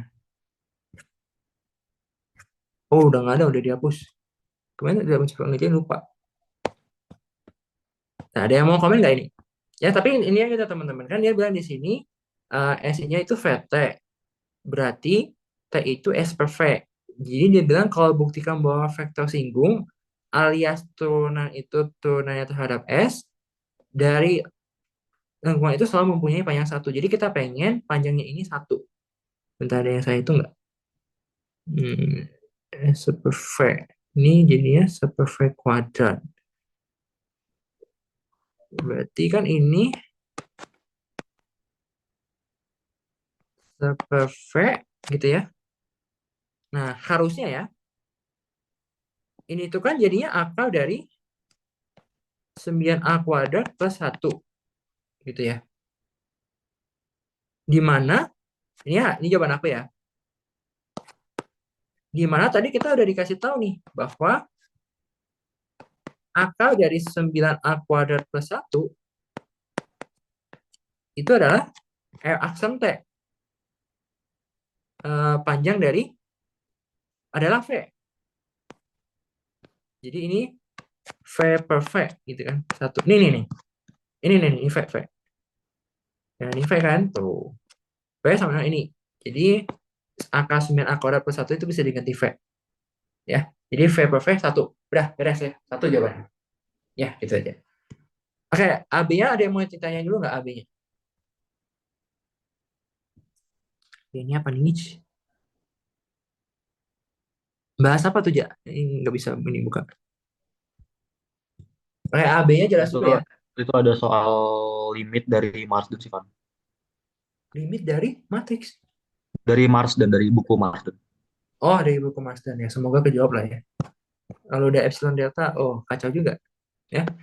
Oke, nah sekarang yang C. Jika TS itu adalah itu buktikan bahwa itu.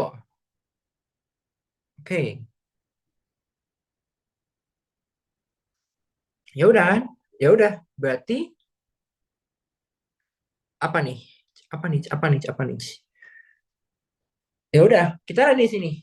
Dia kan R1 aksen S per panjang dari R1 aksen S. Hasilnya harus itu.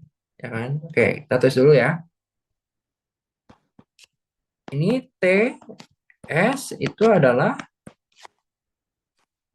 oke, nah R1 aksen di S per panjang R1 aksen S. Oke, ya ini jelas ya teman-teman ya. Panjang R1 tadi apa? Panjangnya V kan? Terus tadi kita udah dapat nih L1 aksen apa? Ini kan? Tuh, sama persis nggak sama yang ini? Tuh, ya. Nih, oke? Jadi kan ini superfly dikeluarin ya teman-teman ya. Coba coba kita lihat di sini ya. Kan di sini bentar bentar. Panjang F1 aksen itu kan adalah V ya. Bentar. V. Nah, terus teman-teman lihat nih, ini kan TS adalah kita kan udah dapet nih ini. Ya kan? Aksennya ini. Gimana nyala? Satu aksennya ini. Oke. Kemudian kita udah tahu juga nih kalau ya kalau si ini si siapa? Bentar, bentar. Ya udah salin aja lah. Kita salin ya teman-teman ya. Biar nggak lama. Ini nyalin. Tuh.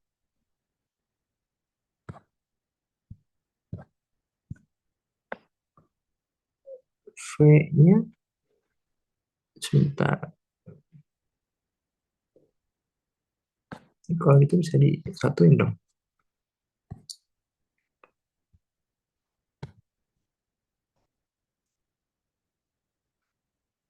Oke,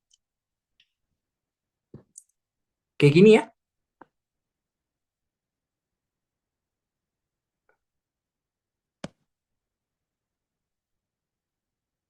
Super V, bentar. Kenapa V-nya ke double? Oke, skip dulu deh. Kalau dia apa deh? Sambil menemukan masalahnya, siapa tahu muncul. Jika NS adalah T aksen S, maka tentukan NS. Ya sebenarnya soalnya baik sih teman-teman.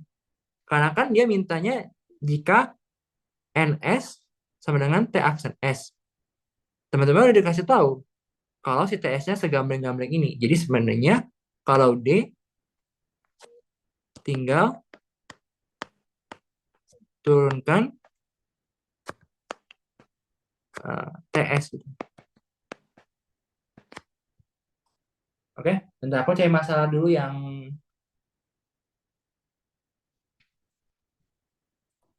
bentar.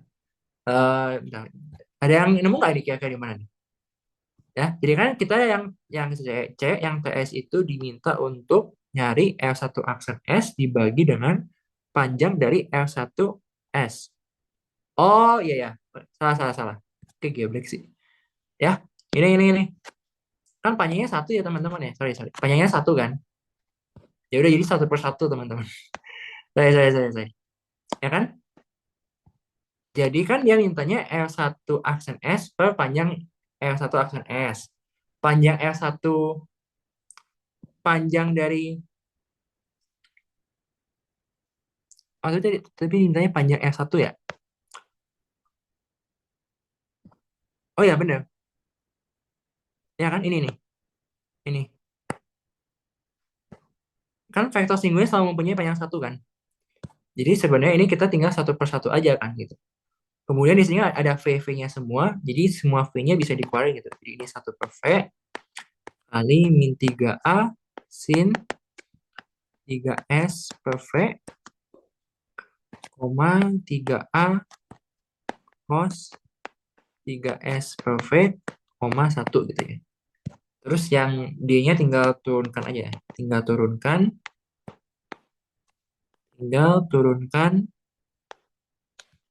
TS ya. Tinggal turunkan TS. Ya, karena kita udah dapat juga, bahkan dikasih tahu di soal, jadi nggak terlalu susah. Itu yang untuk bagian B. Tuh,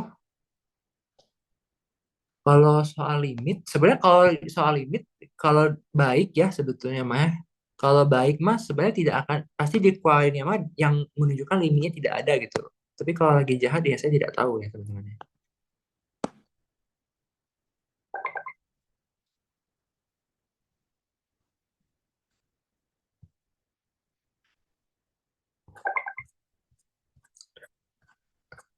Oh, ini udah banyak dulu ya. Oke.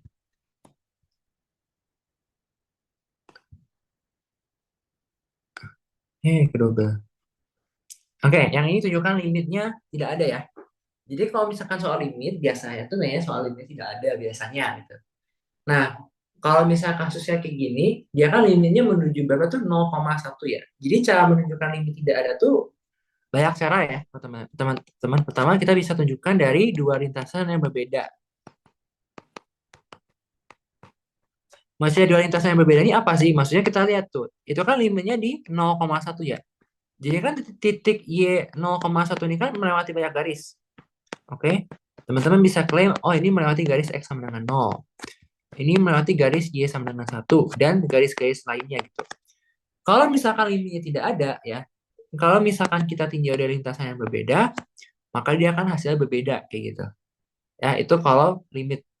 Jadi kita bisa cek dari dua lintasan yang berbeda atau biasa kita menggunakan variabel M gitu, variabel M.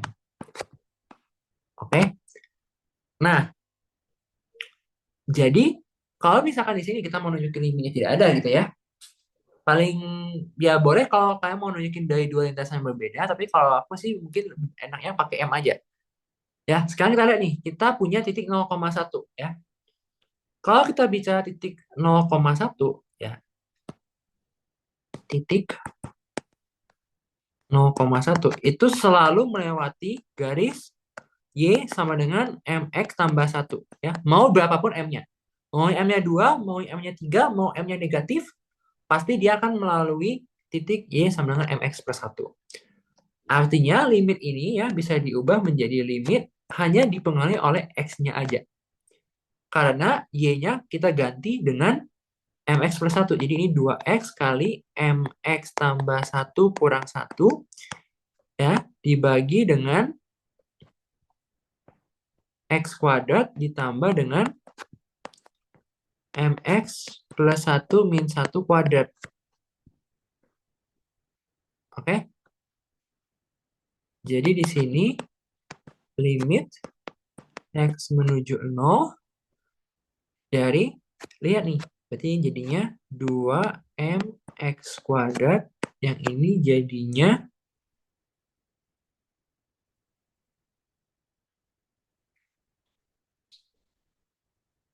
X kuadrat ditambah dengan M kuadrat X kuadrat.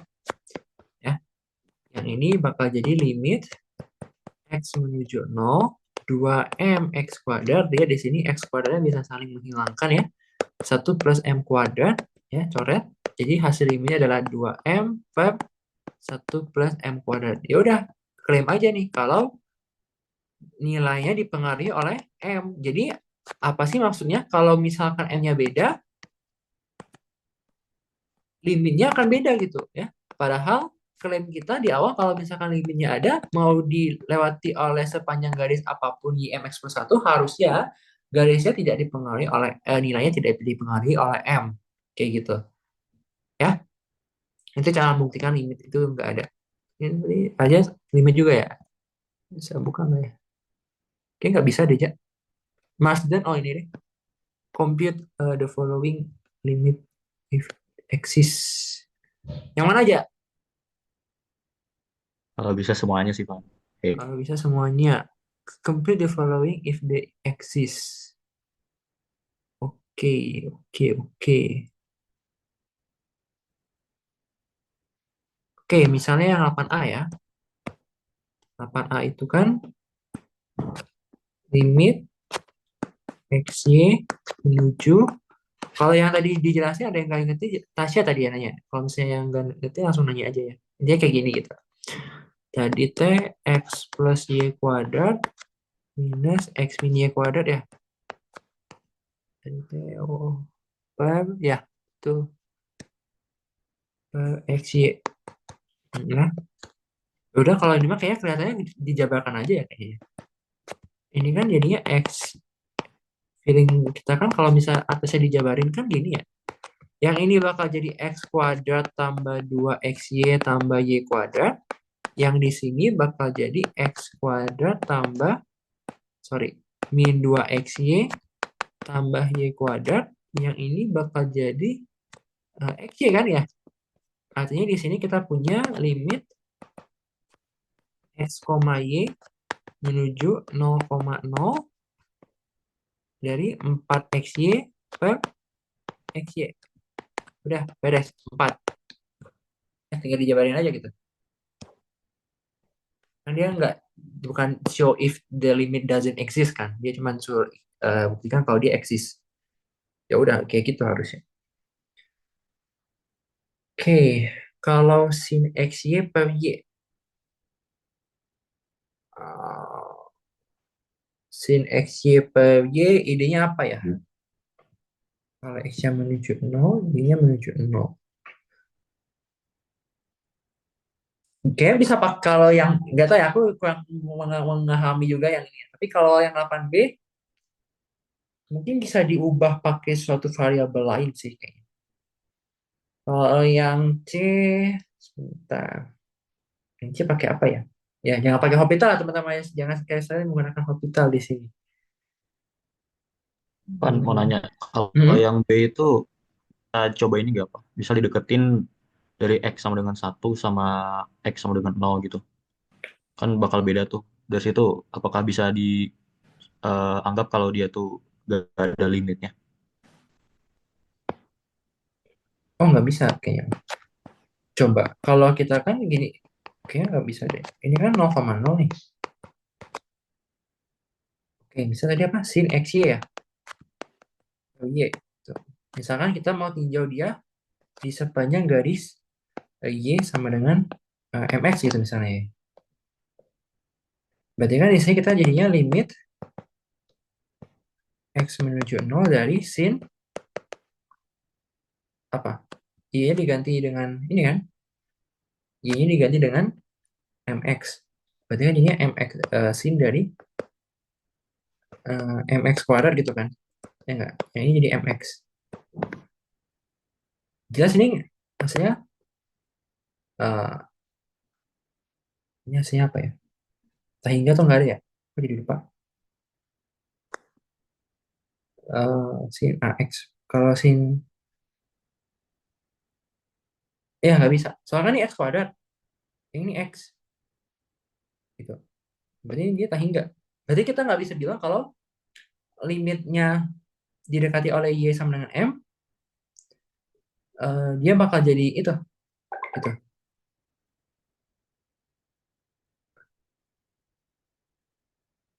Kalau misalnya kita mau deketin, apa sih opsinya? Misalkan deketin dari, bentar. Sin MX kuadrat per MX. Coba mana fotometku? Jadi bingung seketika.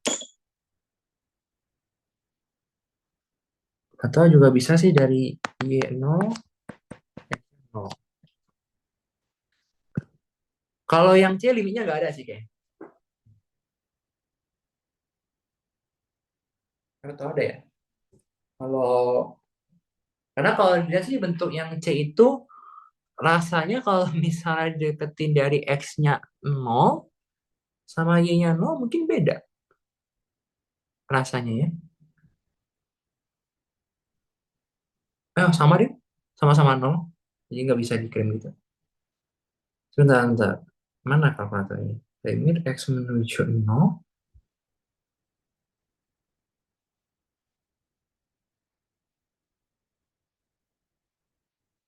Oh ya, ini 0 ya, Bang. Sorry, sorry. Ini 0. Karena kan dia nggak ada pasangan ya. Ya, atau bisa pakai hospital ya malah ya. Ya, pokoknya 0 ya. Nah, pasti limitnya ada. Tuh, jadi kalau kita coba pakai Y sama dengan MX, ternyata dia gagal. Berarti dia kemungkinan besar bakal ada sih. Soalnya bukan nunjukin bahwa limitnya eh, nggak ada. Dia suruh ngitung ngitung limitnya gitu. Kalau disuruh ngitung limitnya, teman-teman ya, biasanya kita disuruh sederhanain sih biasanya. Disuruh sederhanain, ya nanti bakal ada kecuali ini. Contohnya kayak yang nomor 8A ini gitu contohnya. Kalau yang C ini, kalau pakai X-nya nggak bisa ya.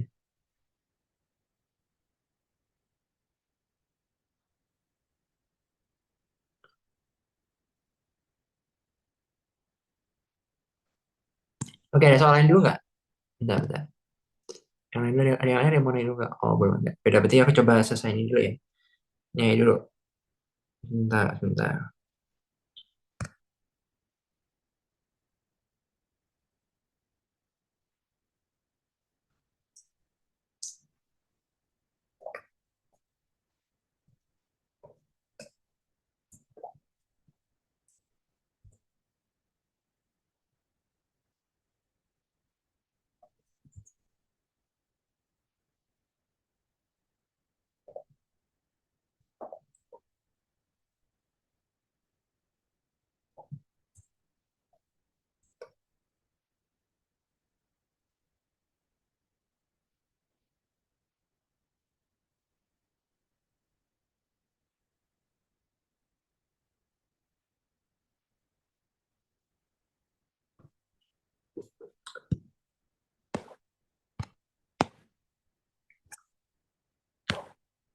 Oke, sampai dulu ada yang mau nanya lagi dulu nggak? Kalau udah, ya udahlah. Besok tinggal hujan lah gitu. Ini ya. Atau kita pakai ini juga ya?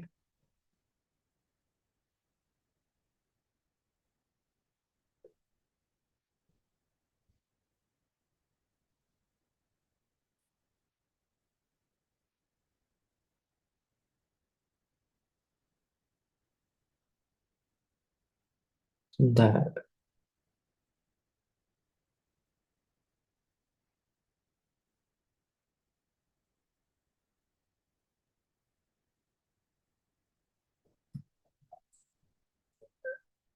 Kok aku jadi ngeblank? Mungkin kita bisa kalau yang B ya teman-teman ya. Kalau mungkin besok ya. Kalau B kita mungkin bisa manfaatin teorema Apit sih. Ya. Teorema Apit. Oh, kalau aku hitung di kepala agak aneh. Udah.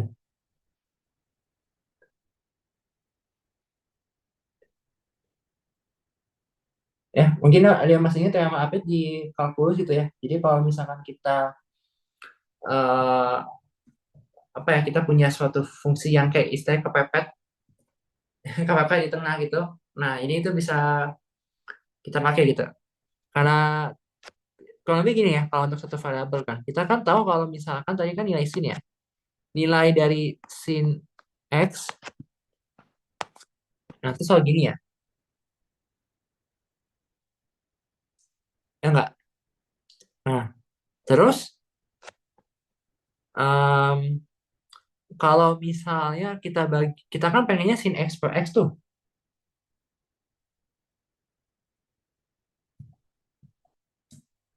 berarti kita bisa bagi setiap ruasnya dengan x gitu ya. Sin 1 per x, ini jadinya sin x per x, ini 1 per x gitu ya. Misalnya kayak gini ya. Jadi yang dari atas itu kita tahu kalau misalkan fungsi sinus itu selalu berada di antara eh min 1 sampai 1 gitu ya. Nah, hal yang sama rasanya juga bisa diterapkan gitu. Jadi kalau misalkan ini itu biasa kalau menjuta hingga ya. Tapi kemungkinan besar pakai teorema apit sih. Karena bentuknya bentuknya sangat teorema applicable gitu.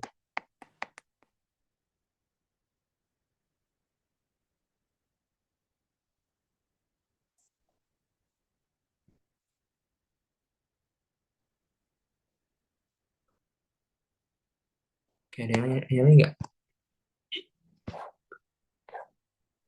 Gue nggak ada yang lain lagi. Ya udah, jadi pembahasannya jadi pembahasan terakhir ya. Dituntasin aja kalau gitu.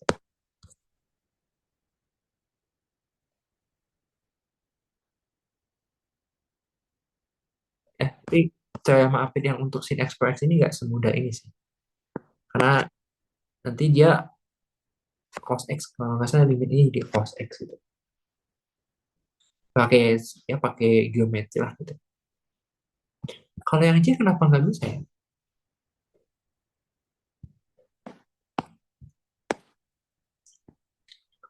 Tadi kan yang C itu limit X-Y-nya menuju 0,0 dari X pangkat 3 min Y pangkat 3 per X kuadrat plus Y kuadrat. Tadi ide aku pertama adalah ini ya diubah jadi kayak gini. X min Y, X kuadrat plus XY tambah Y kuadrat. Tapi yang bawahnya aku nggak bisa munculin apa? Nggak bisa munculin hal yang sama gitu. Jadi kayak istilahnya nggak bisa kecoret gitu. Nggak bisa saling ngebatalin. Diubah ke polar kan? Bisa nggak? Diubah ke pola. Ya, kalau misalnya kayak X R cos theta, Y sin theta kan bawahnya jadi satu. Jadi bisa dihitung. Gila juga ya, Dila. Itu sih kayaknya. Kalau X-nya R cos theta, berarti limit X menuju 0. Oh, ya atau gimana ya cara ngerjain limit? Iya kan? Tadi Pakai polar, pikirnya kayak gue X udah lupa. mini aja. Oh, ini pakai pola ya? Ya nih pakai pola nih. Bener-bener. Ya nggak masuk lah teman-teman ya. Ini pengetahuan aja ya. Kan nggak terlalu ditekanin juga di kelas. Jadi kan ini F pangkat 3 kosinus pangkat 3 theta. Yang ini F Y pangkat 3 F pangkat 3 sin pangkat 3 theta gitu ya.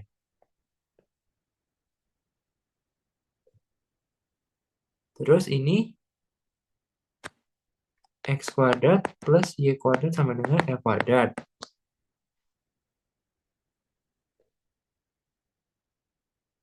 Kalau misalnya X, Y-nya menuju 0, maka R-nya juga menuju 0. Jadi, ini limit R menuju 0, kosinus pangkat 3 theta, min sin pangkat 3 theta gitu ya, kali M3 pangkat 3 per R kuadrat gitu kan ya. Sama dengan limit R menuju 0. Nah, ini kan cos pangkat 3 theta, min sin pangkat 3 theta kali R. Ya udah 0. Ya kan ini kan variabel R nih, 0 kali sesuatu ini kan berhingga gitu kan. Ini kan berhingga nih. Jadi bukan jadi bentuk tak tentu 0 kali tak hingga gitu. Jadi dia berhingga. Ya udah jawabannya 0 gitu. Nah, ini kalian pakai teorema AP, cuma teorema AP-nya nggak segampang itu. Yang ini pakai pola ya. Saya rasa kalau di ujian cukup kecil lah teman-teman. Apalagi cuma ngitung limit biasa ya. Kalau misalnya dia nggak nunjukin limitnya nggak ada ya epsilon delta gitu ya. Itu sih. Oke, ada lagi. Oh, cabut duluan. Oke. Oke, kalau misalnya udah nggak ada, kayak dicukup aja udah 2 jam juga udah pada capek juga ya. Udah mau ya istirahat juga lah. Kayak kita.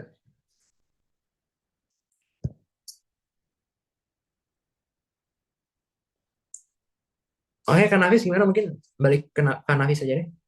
Oke, baik. Terima kasih untuk kawan Evan atas tutorialnya. Karena tadi kita memulai dengan doa, mari kita akhiri dengan doa. Berdoa dimulai.